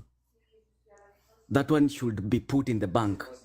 And he don't want to create the IBC, because one thing he knows, if he create the IBC, the petition will be taken and the rule of law must be followed. And he's avoiding as much as possible kuleta issue ya create IBC, because anajua IBC ikiwa in, we will want IBC to act. And actually a lot of youth and rebellious people will come against him. Akina Wanjigi wanangojea tu ya IBC tengenezwe. Wanangoja tu IBC tengenezwa. Akina sisi, we are waiting for the IBC to be created so that we take our signatures. Do you think he's a fool to amend the IBC? He's not a fool. Another thing about the IBC, mark my words, today we are talking about this. The IBC is going to be managed by the Adani thing. You remember the Ose Kamago, what that thing name is? The Ose Kamago, I want to bring this into sense. The Ose Kamago will be under the IBC again. And Ose Kamago will be the Adani electronic thing. Inataka muisikie leo. The Ose Kamago thing that is going to happen in this country, there's no way when Ruto is still on power that we are going to vote mercilessly against him, iende ipass. Adani is taking control of our airport. Adani is breaching our security out. Adani is going to control everything, even the IEBC issues. You will be voting, itapitia Adani, ndio irudi Kenya. So we'll have another Ose Kamago called Adani Kamago. Let's put this point blank. Then the fake and genuine thing about what has been talked here about those people who are standing against our brothers and sisters who are standing to protect the Gen Z injection thing or the Gen Z movement. Bro, whoever is fake is around you. Whoever is right is around you. And everybody is willing to bring change. The problem is money. Your brother is paid. Umeongea naye a few minutes ago, tuko kwa hii group, tumemaliza kuongea hivi pap. In few minutes amekuuza. In 10 minutes wamesema hii group kuna venye si sawa, wameanza kucomplain. There's people who are paid even to break this group. Just to complain for no reason. And they are paid 200 shillings, 100, 1,000 shillings. Like, hata kama ni 20k. I'm asking a question. Will that 20,000 feed you and give you all you want? Will that 1,000 shilling give you everything? What's wrong with our youth? Something that happened in Narok was a foolish reflection of how we behave like zombies. How do you just stand and beat somebody for coming to create awareness? For now, let us know. There is no Baba. There is no Ruto. There is nobody in the government willing to come out openly and tell us that whatever is happening in this and this, they will go sit down and disagree, then they will come out watupatie information kama hearsays. Wanatupatia information kama hearsays. Oh, tunasikia. Rather than msee atuambie there is a meeting that is going to happen, a call 1, 2, 3, 4, this is the Gen Z guys, go inject this thing in the team. Nothing like that. Wanakuja wanatuchezea. If we have to piga kura tena, my friends, let's burn it. Tuchome. Tuingie hata kama naingia na kama kuku yenye ina kichwa. Let's do it, because kama ni kuamend my friend or tupeane signatures haita happen. Thank you for your time. Allow me to interject kidogo bwana host.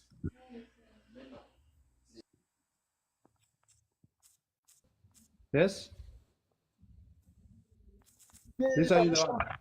Yeah, kidogo. I want to support, and this is what makes me more proud when you find that people are coming out. I told you, we are not against you, we are for you. Na sasa because I'm inject kidogo, and I also need to add, because this issue of the IEBC, I did not want to bring it such much because mnasikia kuna wasaliti ndani yetu. I want also these members to ask themselves. In fact, let me put it, the way mumesikia mumeambiwa hapa, na born of God, that's the reality of it. Think of the IBC thing, it will not work. In fact, just to be more even precise, this judiciary you are seeing and you are running up and down, the judiciary as well has been hijacked. When you see, I don't know who did what and all that, when you listen to the CJ and you're not seeing her coming out, and in the near future she may resign, they are compelled to some levels. And as my brother, born of God, here has just said, there are some of the people who are born to do bad, whereas at the same time, there are those people who are born to do good. Now at least there is, yani kuna kitu sasa mnajaribu kuelewa. Mimi hata born of God, hata labda hatujuani, probably tupatane tu tujuane through uniform. But you know, you can tell the military is here with you. We are here for you, and I want to support what born of God has said. The only way now is street. Hakuna story ingine. If the stories are people who could not make this guy go, the only remaining way is the street peke yake. Thank you. Good. Jamal, hayuko. Jamal upo? Kama hayuko nitateremka huku chini kwa kiongozi mwingine anaitwa Tony. Tony.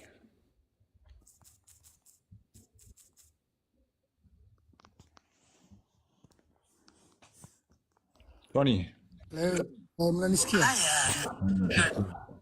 Mnanisikia?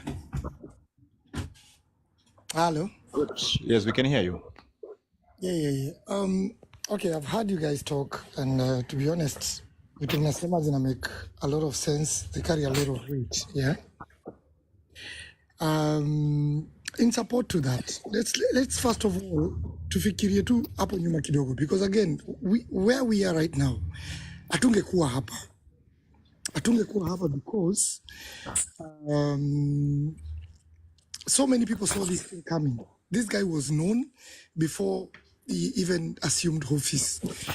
Jama is a strategic kind of person, and to be honest, just like you guys been saying, you know, watu hapa chini hata wengi wamelipwa kwa hizi social media platforms where their job is to record everything you guys are saying, and they take them to NIS Some of you guys labda hata mtaanza kuangaliliwa nyuma wajue ni wewe ni nani, unatoka wapi, and that's why you see most of these guys mnapotea tu.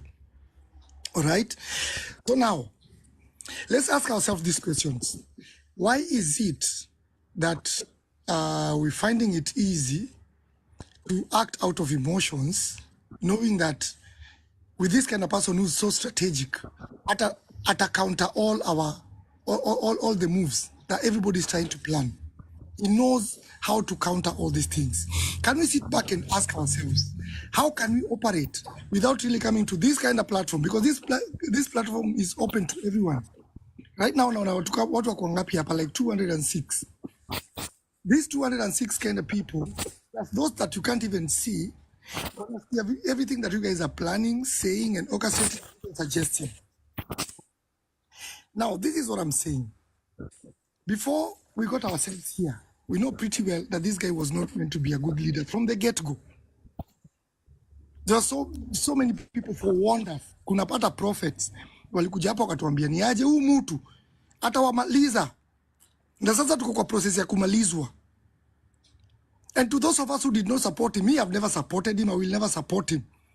I'm now sitting back, seeing the very people who supported him crying. And I'm asking myself, when we guys were trying to ask you guys not to support these guys, mbona mkusimama na sisi hiyo wakati? Because kwa sasa, tukisema tunataka kwanza strategize na wana mpango za kila mtu hapa. Because I will never support this guy. I don't even like seeing him. Let alone hata tina watch TV, tina ona news. Sijui ata kwanza kuongea. I always flip. That's how bad I don't like seeing this guy. But the bad thing is, there were people who were supporting him. Na bado kuna sympathizers, wale wanamsupport chini. It's just that now they don't support him because now ameshikana na nani na baba. If that is why you're deriving your emotions from, then hii kitu haita succeed. But if it's coming from a point where it first started from, because watu walijua vizuri kutoka kitambo, that this guy was not the right person, then we can easily move together. Because those that forewarned the people that supported him are now sitting back thinking, kama tuliwakataza mkakataa, sasa hizi tunaumia, wacha tukarangike sisi wote. Okay, we should come back and ask ourselves, what is it that we can do to make sure that those people that did not support him from the get-go, na sisi wenye tulimsupport hiyo wakati wa kwanza, we come and have the same idea, na tuko na the same agenda, so that we be able to move together as a force. Na huyu jamaji wanajua hivyo, wale hawakumsupport, now he's trying to befriend them. It will be easier for him to even buy them out. Na akwe wale watu ndio sawa wanasimama na yeye. Na wale wenye saizi walikuwa wamemsupport kwanza na sasa wataki kumsupport. Ndio akwe saizi wanakuwa wanaumiza, waweke watu in a corner. For example, I'll be honest with you. It is easy for this guy to make it be a thing where, oh, Mount Kenya has always been leading us. You've had 3 presidents, so we're not going to give you a chance to lead again. Us guys, we've had 2, and it's okay if we pass it to someone else. Why? Because he knows that he's failing. He can easily do that. The question is, if we work together as Kenyans, let alone Storia Gen Z, because Storia Gen Z has now been manipulated. Let's move as Kenyans, because again, even the millennials are suffering. Even the alpha, what a suffer. If we come together and to share the same idea, and to say, akili yetu itakuwa pamoja. The problem is that they are not buying the idea. You see, it's not they are being discriminated. The problem, they are not buying the idea. They are. The problem is approach. If the approach is right, because again, this thing should actually be about the suffering of the common man, because all of us guys are in this. Whether you supported or you didn't support. Now that everybody is feeling the heat, can we now work from a point to make emotions candle and then to anze kuwork na the heat that is now burning everyone? Wale watu wenye walikata kumsupport kwanza when he was going for the high seat, to waweke wa feel, okay, you know what, we are working with you guys concurrently, na sisi vile tunawak na nyipi ya mwak na sisi, in order to kuena a common goal. Because this thing will still not succeed if us guys, if what wanafanya wana operate differently. People are working out of emotions, and people are working out of emotions because they've been lied to. Yet everybody is suffering. Kuna watu wameambiwa sasa mabiashara zenyu zitaumia. And then now, because we all know that the Kikuyu community wengi wao ndio kwa biashara, alright? Also washapewa hiyo uoga ndio waanze kureact out of emotions. And trust you me, someone will make money off the fear yenye washa implant kwa roho zao. Somebody will make money off that. Ataambia okay, tuanzeni kuweka pesa aside ndio tuweze kufanya hivi, tupushie agenda. But the truth of the matter is, if kweli kama tunaumia kama wa Kenya, then by the way, me see Eric Omondi, someone is calling me Eric Omondi down here. I'm not Eric Omondi. Kama watu wanaumia kama wa Kenya, tupush agenda ya wa Kenya wote wale wanaumia. Ikuwe ati sababu ya sisi kama watu wa mlima, because sisi honestly me am a Luo. Come on, we felt the pain ya kuibiwa kura mara 3. It's worse off than seeing Gachagua going home. It's worse off, I'm telling you. So being in a position whereby we are moving as Kenyans, sababu sisi wote sasa tunaumia, then that be the driving force, but not a thing where tutaanza kuitazuma as Gen Z, tutaanza kuitazua watu wengine sio wagani. No, this thing is about everybody. Sasa kuna maguka sasa hawezi access hosi. Kuna shosho ya mtu mwenye atakufa, na mtu akikufa sababu hawezi access madawa, ni madawa for everybody. Hakuna kabila yenye inapewa na nyingine inanyimwa. That's what I'm saying. That's what I'm saying.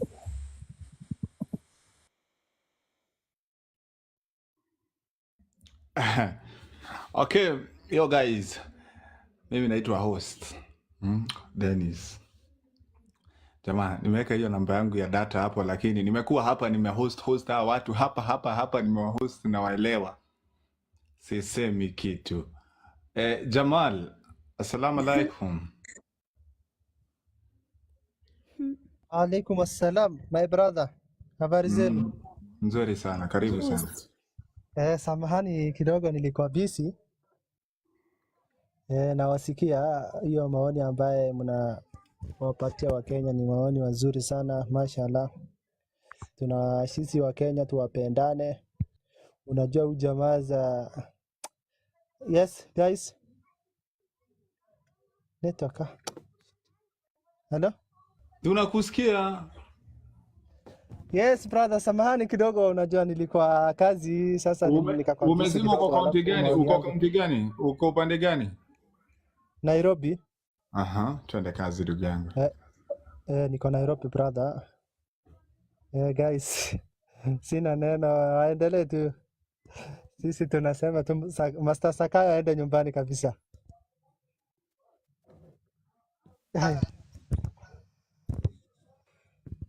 Thank you. Good. Hapa kuna mtu mwingine anaitwa Karisa. How are you? I'm good brother. How are you? Mimi niko salama. Mimi nimekuwa kwa live zako mingi sana. Point yangu, either we bring IBC or we don't bring IBC. Either we change the constitution or we don't. The main person here who is messing up the country is the head. Ona vile Imani Kichungu alisema, hii nyoka ondoa. Nyoka iko Gachagua. Yes, I don't support Gachagua because he has scandals, and the scandals, if some of the scandal have bitten a Kenyan, he's not good. Same, the kichwa mwenyewe sasa, he's making flashy deals for himself at the messes of Kenyans. Mimi nikisikia mtu akisema anataka sijui IBC, mbona haiko, nikuulize, ni mwaka gani hii Kenya using your ID ulienda kupiga kura na ikachagua president? It has never happened. It has never happened wakati wa Moi. It never happened wakati wa Kibaki. It has never happened wakati wa Uhuru. It has never happened wakati wa Ruto. So when we call upon reformation of IBC, it is going to be compromised. Ona vile Senate ilifanywa na bunge ilifanywa, the same thing is going to be compromised. How we are going to take this person home? There's a guy hapa amekuja kuongea vizuri, son of God. Huyu jamaa ni kaende. Drama after drama after drama after drama. Hakuna kitu nyingine atoa mzee. Hata tukisema tuna file sijui petitions, the best thing inakuonyesha kabisa, it's what's happening on the courts now. Nothing will happen. Nothing will happen because people are after money. So for this person, sorry to say, but this prayer I've been making it. Kama Mungu anasikiaga, hebu asikie. Kuna magonjwa mengi, kuna vitu mingi zinaweza toa watu. For me, anything that comes my way, it brings an impact of taking this man home. I'm into it. Karisa, uko county gani? Sasa niko Kisumu. Oh, good. Guys, nataka watu waelewe kitu moja, sababu ya kuulizanga mtu ako county gani. This is not a tribal platform and nataka uone hao ni maoni ya watu wote. Tumetoka Garissa, tumeingia Kisumu. So kila mtu ana feel, imagine hivyo ndo watu wana feel. Na sasa katikati ya hao kuna wale wenye sasa wamebebwa na ile upepo ingine ya siasa za kikabila. Sasa tutashirikianaje kusaidia wale wakuje watuelewe? Nilisema at the end of the day, me what I'm fighting for from today, it's about the unity of our movement, regardless of everything. Do you know what I'm fighting for? Personally, what I'm fighting for? I'm fighting for those kids that we are going to give birth as a nation. What type of a country are we giving them? Look at the education sector. It's a mess. The hospital sector, it's a mess. The energy sector, it's private. Utapata pizi my job. What are we bringing for our kids? Okay, mababu zetu, they kept quiet or they did their best, if I may say so, but to me I think they didn't. Should we put ourselves in the same shoes? People have died wakati wa hii Gen Z movement. Innocent lives were lost fighting for us.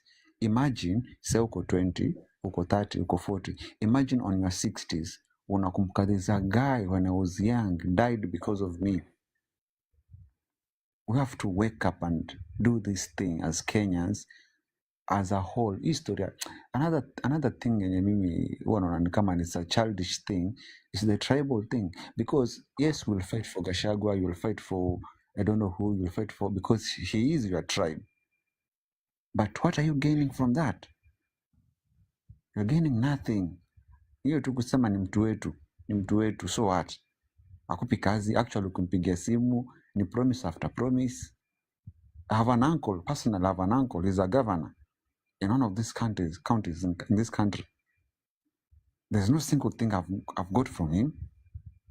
So mtu akiniambia sijui ni mtu wetu, sijui, it's childish. Ni wewe kutengeneza environment ya you'll work, get your money, juu hakuna mtu akuja kupata pesa bure. So we need to wake up. Our sisters, our brothers, our uncles, our aunts. Hii kitu Morara anafanya, if he's very genuine, he's doing it from his heart. I salute him, I support him. But now isikue tena, kuna mtu hapo nyuma ako na mkono yake anamsupport. Morara anasapotiwa na Wakenya, namba yake ya M-Pesa iko hapo. hapo. I have his number, but unajua hii Kenya iko na mambo mingi. Okay, I don't talk about Morara. Now, let me tell you something before hata uendelee. Kina kitu nimeambia watu wasikue brainwashed na watu wa government ama bloggers wa government ati kuonyeshwa Morara ako sponsored na mtu. Wakenya ndo wanamsponsor, mpaka wengine wanaanza tena kumuita conman. Unaona? Na hii pesa yeye anapewa na Wakenya. Na nikasema hakuna venye government inaweza sponsor ati Morara iji-expose. Ijivue nguo, yani ni kulipa univue nguo mbele ya umma. Kuna hiyo narrative ilikuwa inaanza kuingizwa na watu. Yani government inaweza jivue, yani inaweza jianika iseme hapa tulikula pesa, hapa tulikula pesa, hapa tulikula pesa. Mimi I will never support this man because there are many things zinanifanya I won't support, because there are a lot of things when I was growing up I have seen, I've heard that he's very responsible of. I won't say he's that, but look at Muhammad Ali. There's a time he was doing these documentaries of his and he talked about Jacob Juma. He came and talked about Msando. All these, they were reflecting back on the snake. So nakupenda tu hivyo hata kama unanifuruga. Dawak, can I remind people what we want? Asubuhi tulikuwa hapa In the morning we were here and we discussed how we are going to bring people to work Anyone who is together. against Murara, I'm not with him. Yes, we were here tukasema we want to bring people to work together, so tukadecidaje we will reach out to all these people wenye mnasema. If we reach out to a person na katae, please don't blame us tukidecide ku move on forward na wenye tuna move on forward kama sisi, because we want to bring everyone on board, lakini tuki-reach out to we tell people to come on board wakatae, please msisimamisha movement because of anyone. Let the movement continue. Me, I wanted to paint a picture of Ruto to just understand what you're dealing with. What Ruto is doing right now, Ruto is rogue. I don't know who can explain the word rogue in Swahili or in layman's language. Ruto is rogue in such a way that whatever scandal you are hearing is a stain. Ni kama mahali ameweka mkono na ashachafua, and sasa you are hearing about it. So whatever you hear from this government, they don't mean well, and we can no longer trust anything this government does, or whatever they say something, we know there is something bigger behind it. For example, they have said the banning of macadamia and the banning of this other product, the avocado. We cannot know whether it's fight against the farmers, but we cannot trust for whatever reason they are doing whatever they are doing. Now, you need to understand that whatever we are dealing with is a person who has been doing money laundering, and he has all along during his campaigns he was getting money from rogue governments, including Uganda, and he was getting money from al-Bashir. Ruto and his government has been doing money laundering worldwide, and the USA know about it. And if you want to know something, when Ruto came into government, the first thing he talked about dollars. He was saying, oh, we are going to do this to the dollar, we are going to do that to the dollar, until akaenda akatembelea Macron. Now, when he came back Kenya, his tune changed, and ever since, his tune has been changing. So, some people want to keep Ruto in power, and that's why Ruto is rogue. The reason why Ruto is brutal at this particular moment, it is because he is exposed. When you wanna feel that Ruto is going nowhere, Ruto is exposed. One thing that I know, uki accept bahasha kutoka kwa Ruto, or if you dare touch Ruto's money, he will silence you forever. The only way you can protect your sovereignty ni usikubali kununuliwa na Ruto. Hata wewe Dawak tu wacha tu nikupe example. Ruto approach akupea 200,000. Ni hivyo. Ile siku yenye you will go against. Mimi nimekuambia siwezi nunuliwa. Mimi wa Kenya naridhika na wakinunua data ya kukuza hii platform. Mimi ninafanya kazi yangu. Unataka kununuliwa na Ruto. Mimi siwezi nunuliwa. Ukinunuliwa ndugu yangu wewe utakuwa mimi. Ukinunuliwa sauti yako inazimwa. And if you try to speak against him na asha kupea pesa yake, he will come for you. Lakini si pesa yake, ni pesa yetu. Have you heard these church leaders in Kiambu wenye wanasema wanatumiwa NIS agents, wanakaa huko nyuma ya kanisa? Hao ni watu wali-receive bahasha kutoka kwa Ruto. Saizi hata judiciary ni pesa anamwaga. This guy is willing to pour so much money to buy everyone and to buy anyone to silence us. So that's why the biggest weapon we have is to stand against him and paint his name internationally. Tuchafue jina yake on an international platform. That's the only way we can deplatform him on a larger scale. And nilikuwa nataka kuambia hii mambo ya term extension of leaders, it's not happening only in Kenya. It's happening around Africa. It's not hii mambo ya term limit extension. It's not only happening in Kenya. And I want you to take you back to 1963 and 1966. Between that 1963 and 1966 is when most countries got independent.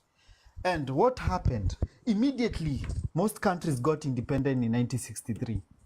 Almost immediately, almost all leaders who helped to fight for the independence of these countries were taken down either by assassination or being killed.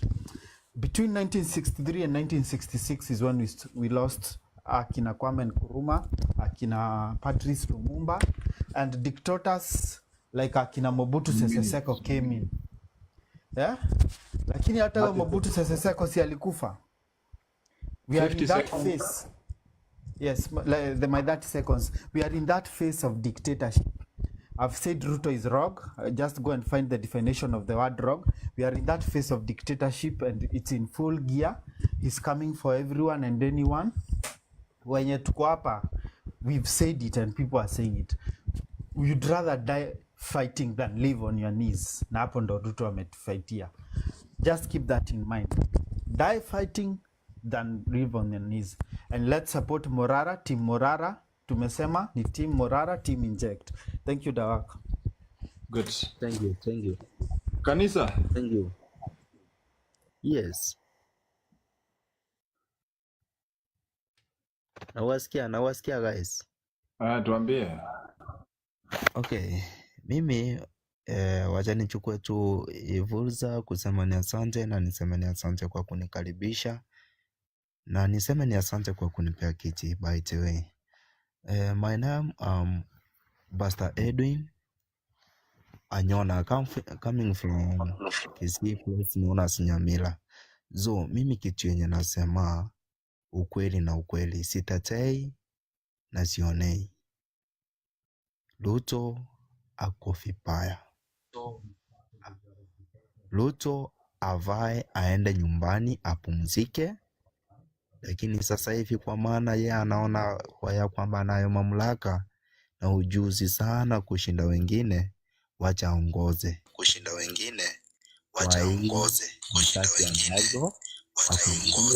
Msimamo wa kanisa iko namna gani sasa? Msimamo wa kanisa, kitu ambacho mimi naweza sema, dunia na nchi yenyewe imekufa, lakini tutie maombi. Na nikirudi upande wa Mulala Kebaso niseme Mulala 2027 God willing tutamuweka kiti. Pia mimi nitakuwa MCA kutoka huko kwetu na jama jangu itakuwa ni jama ja Mulala Kebaso, iende isiende. Hilo ndilo ombi langu na namuweka kwa maombi popote kila siku atembe hapo. Na wewe utakuwa wa chama gani tena? Rudia, utakuwa wa chama gani? Nitakuwa jama ja Mulala Kebaso. Sema inject. Sema inject. Inject.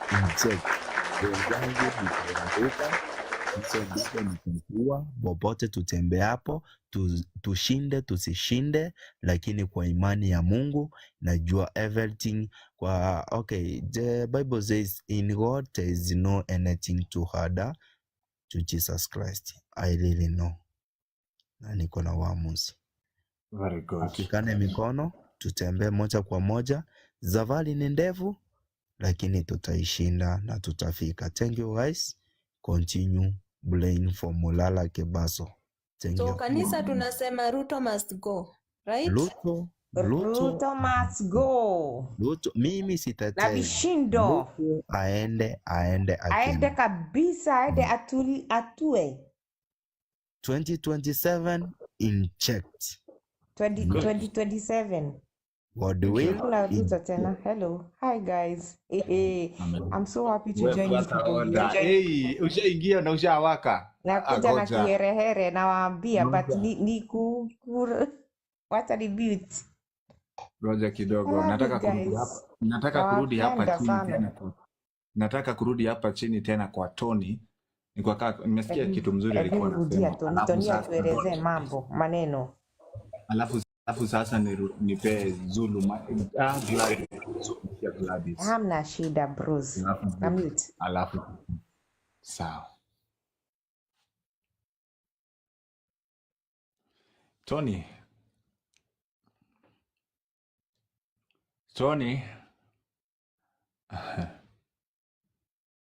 Aha, aha, aha, aha, aha.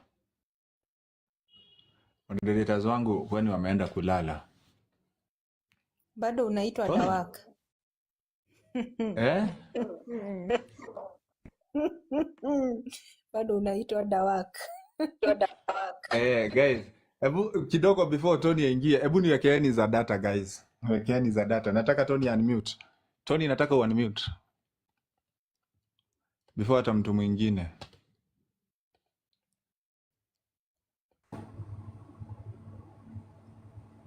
Tony you're back. Ama ni Jeff. Jeff unasema nini? You unmute. Wakuu kidogo tu kidogo, nitoe customer hapa na naongea na nyinyi sahi. Okay. Sijui bona Tony hataki ku unmute guys. Gen Z, I mean Gladys, how are you? I'm good. Good evening. Good evening, sir. So, not siko nyumbani, niko Zurich. My name is Gladys Shehe. Maybe you know that name from somewhere. Yeah. Sasa, the thing is, I follow you every evening. I follow many others, and I listen every evening because I know it's not an easy way, but we are getting there step by step. Kitu ni kwamba sisi tuko sote na internet. Nikipiga simu nyumbani nikimpatia my mom aende kuuliza wanajua hii. Those people in the villages uko natoka know nothing. Washawahi kumuona Ruto in my village. And that is the only thing they know.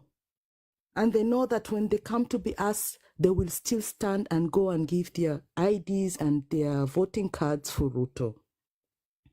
It's so painful. My dad used to be an MP. Sahi, he's an MCA or whatever. But still, even though he's trying so much, watu wako nyuma sana. So it sounds and looks like, of course, I'm not there. I'm far away. But it is only people in Nairobi, in Kiambu, in Meru, just around those areas that are the ones who normally take part on these platforms. What about the people from coast? I just hear a little people like one or two. I've never heard any other people. Kuna coast si Mombasa peke yake, kuna Malindi, kuna Kilifi, kuna Kitale, kuna so many other people, other places. If Morara, because I am very begeistert with his work, I'm sorry, I don't know that word in English. He's doing very well. Maybe he has to send some people to go and also give some lessons to those people in the villages, because these people in the villages are the ones who are bought for votes kwa pakiti ya unga. Gladys, That's just can I my... please kindly interject? No, let It's her not land. Morara, it's us. No. Tutafute pesa, yeah? You know, this is what we are saying. We Let do her land civic then education. I'm back like I never left. Okay, So actually, can I say I something? know Gladys, that it what you are needs a saying is lot very... of money. It's not about only Morara. Me, I'm telling you, my dad was an MP and now he's an MC. He tries, he goes to the villages, he talks and he does whatever he has to do. But because of what he is doing, of course, he's also tired, because hata hivyo ni wale wameshukishwa chini, wamedhulumiwa na wameambiwa, you keep quiet, hakuna kitu unasema. So the only thing is to use just the other small little people that we are able to reach. If we can find another way of reaching these very interior people, it will be a good idea. Of course, I wouldn't say no if that time comes that we have to fund for people to go and do that in the villages. Nimejaribu ile yangu, but I'm seeing that haiendi, it's not moving, and those people will still come to the same and do the same. Because of course, hata watu, when they are mobilized to go and stand in the offices, uko Kilifi, uko Malindi, uko Mombasa, Kitale, and wherever it is, to go and make noise in their municipal councils or whatever, they will understand that something is happening. But nobody is doing that.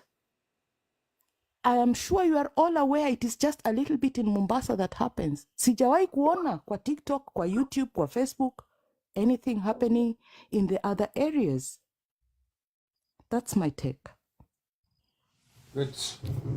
Aya. Glado, thank you. Thank you so much. Manze, Gladys hata upandangi leo umepanda. Yes, because Mimi wachani niwaambie hapa leo tumekuwa mpaka na Eric Omondi. Thank you. Thank you so much. Sisi. Tony ni Eric, Eric ni Tony. Angekuwa si yeye, hagetoroka, angekuja na kamera. Mimi nawaambia tuko site. Tuko site. Baadaye tuko site kabisa. Munaona? Tunaona na macho ine bwana. Yeah. Tunaona na macho ine dawak. Umedoka. Si ubuibui pekee. Sio buibui peke yake. Haki ya nani? Haki ya Mungu, haki ya Ngai. Thanks for coming.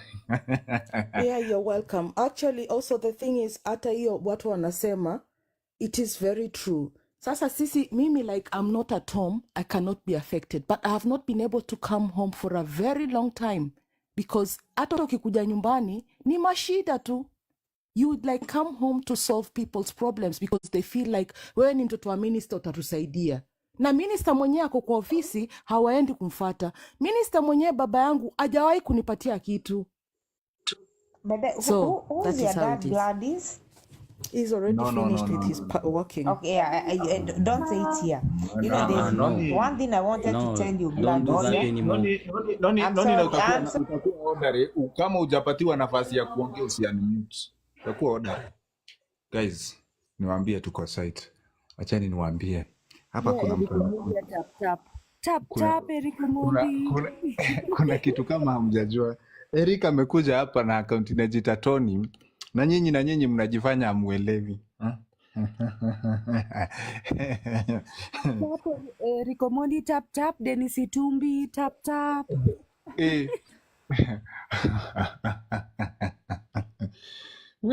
Hapo ulikuwa umenotice? Imagine nimekuja tu hapa juu historia ya Eric Omondi. Sikuwa nimenotice. Hata bado siamini. I really needed to ask him some questions. Eric, come back. I've really missed you. Come back, Eric. Eric, I need you. Nachomeka. Unajua hawajanoti ni yeye ameingia. Hawajanoti. Mimi ndo nimenote, alafu Shiko akaniambia pale chini. Na mimi nikamwambia mimi huwa na host hizi vitu. Hii imenipita. Tap Itumbi, tap Eric Omondi. Kuna kitu kwa TikTok kuna voice effects na ni mingi sana. Kama unajua settings, kama mimi naweza change.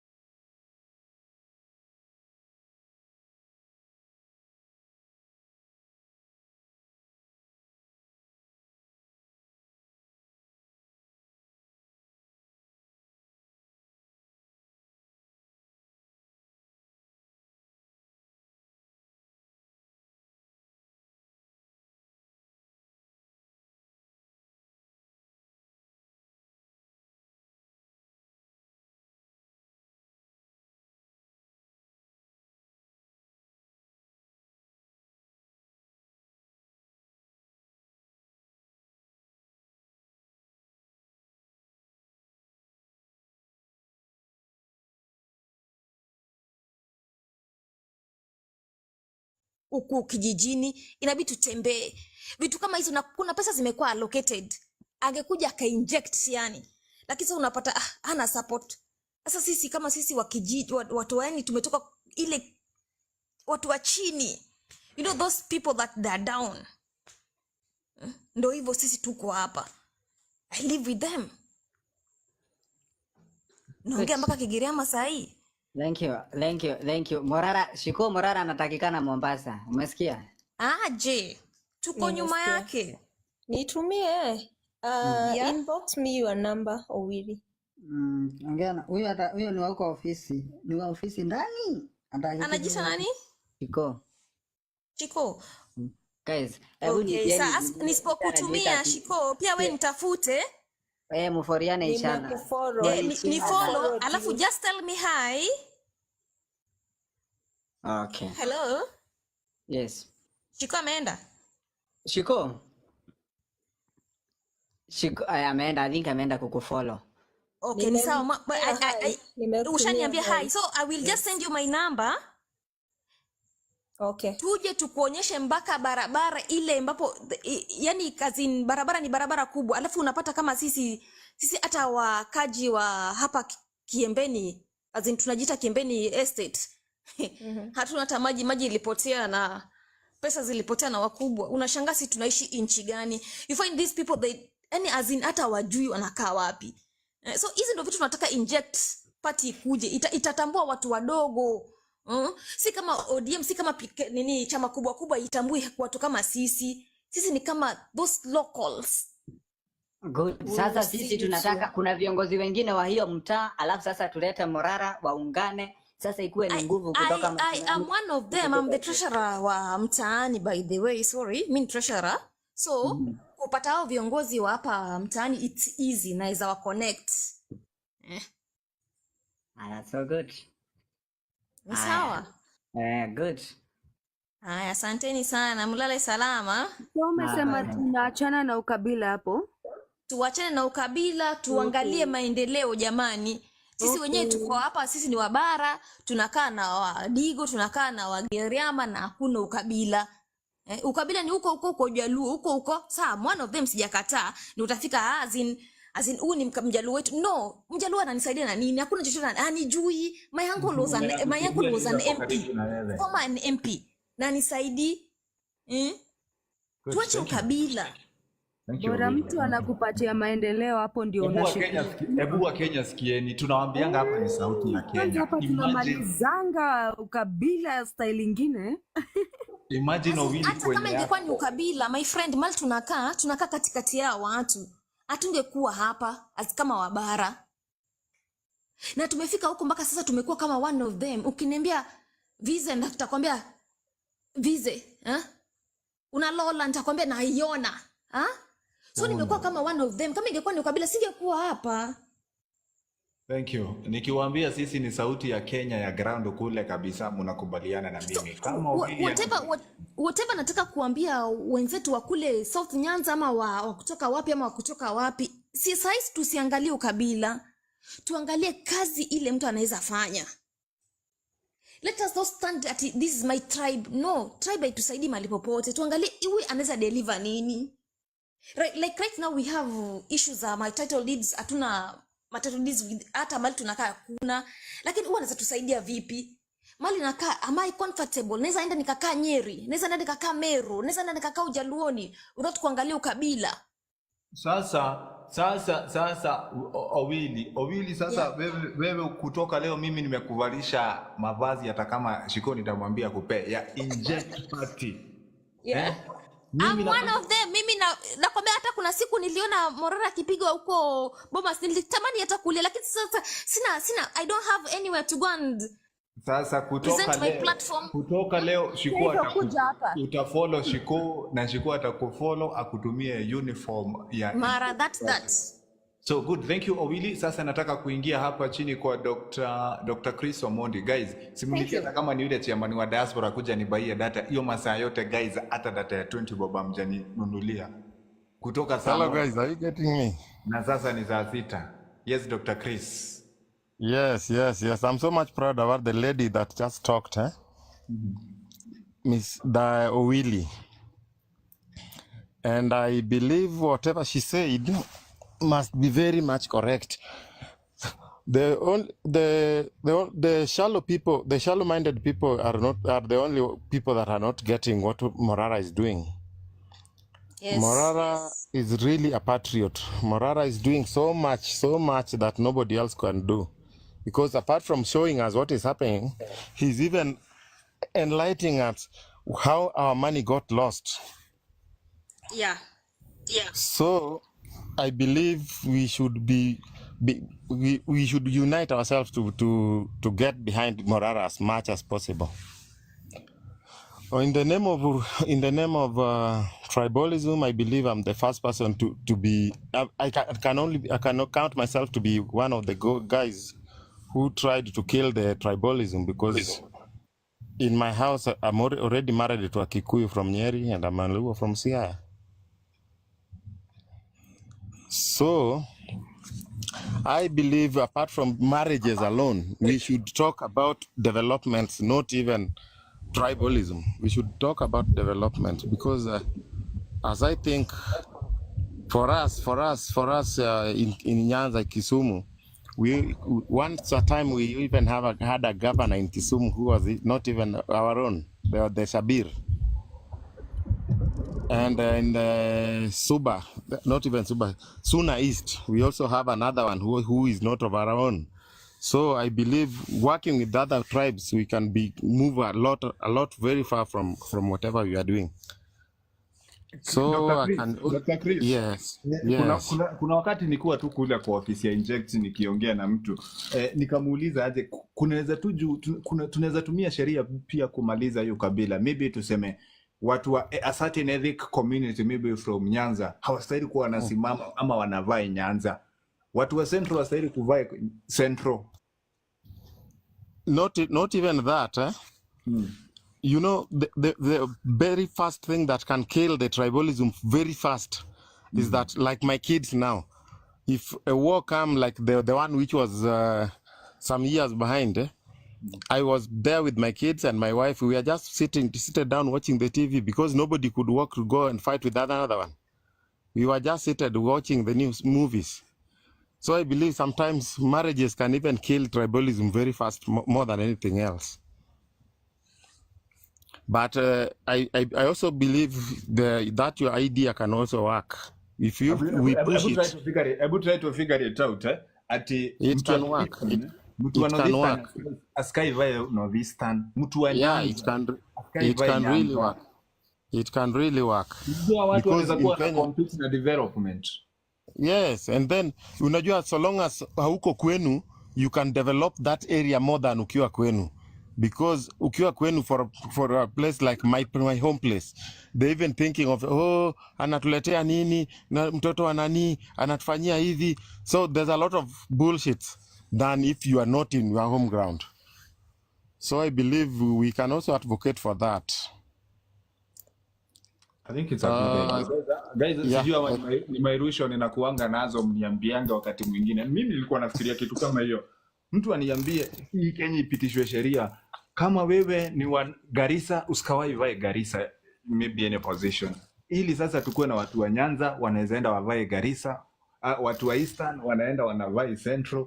I think itakuwa sasa ni competition ya nini? Competition ya development. I believe the way we've started it, and I believe with all my strength and heart that in the next coming government, a lot of the Gen Zs will be there.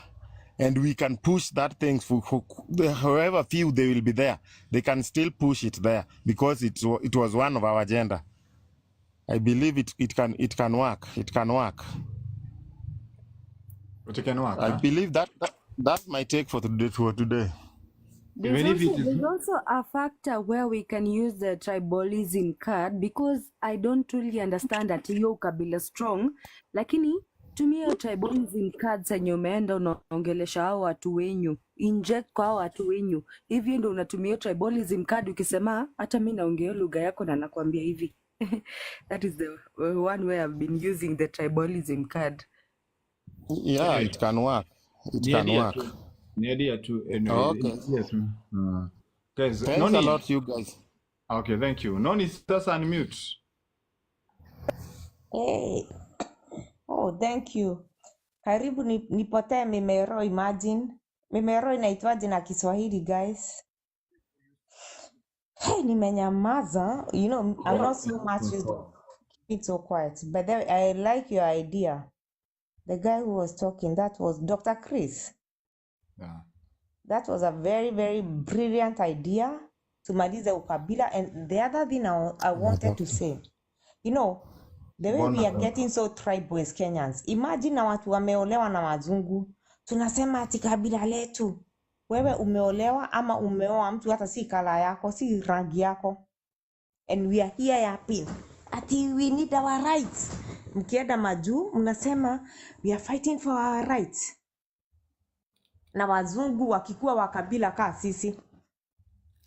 Mkifika majuu mnasema ati hey, kuna racism, sijui kuna nini.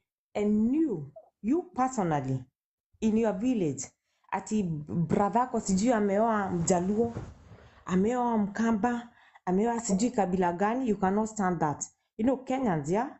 I told you the other day, as much as we want change, but we have to be so real. You know, God hates hypocrites. And if we truly need to change our country, it starts with me and you. Okay, fine. I know our politicians or our leaders, they are not leaders, these are politicians. They are way, way back, reckless, ruthless.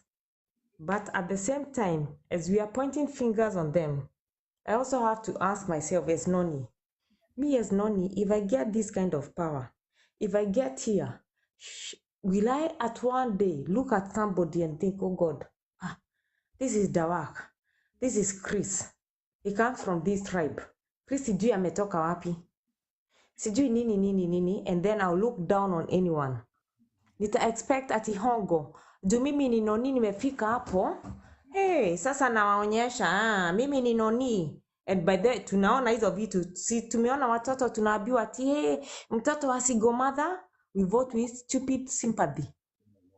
Ati ni mtoto wa single mother. Nani hakuzaliwa? Some of us, we are also single mothers. But kama kabisa, you know, we have to be genuine. Kama unajua umezaa hata kijana ni satan, ni kijana haeleweki, ati cause Noni niko na pesa, I'll go there and I pump my money and I know my boy or my son is useless. I want to push him there. Ati Noni's name, I don't care about leadership. I don't care about the generations that they'll come thereafter. I want my son because of my name. You know, this kind of selfishness.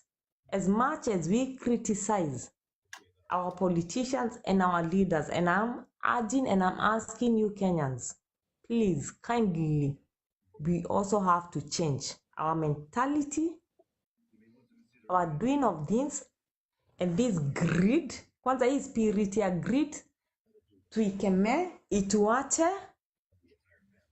Mnaelewa? Yeah, those people wenye wameishi majuu, let me tell you, those jungus mnaonaga, they are so fucking genuine. Good. Ati mzungu kama ni hospitali alikuja na gun. You know, some things I've watched in Africa, and no matter how tukue hapa tuna scream. You know, we have to tell you people the reality. We have to be real. Maisha change. Cause Afrika tunasema kuna churches million moja. But hawa wanasema ati, hata wanasema we believe there's no God. Unaenda kwa hospitali yao, mtu amekuja ako na gun, ako sijui na chains gapi za gold. Aliandikisha hapo akiingia hosi. Akikufa, let me tell you people, hakuna ati about beating about the bush. Imagine they are so genuine. They respect even their dead people. Kama umekuja na nini, ni gun, ni bullets gapi, ni gold gani, nobody ataenda hapo kuchukua. Tujiulize hata sisi wa Kenya. And then before we talk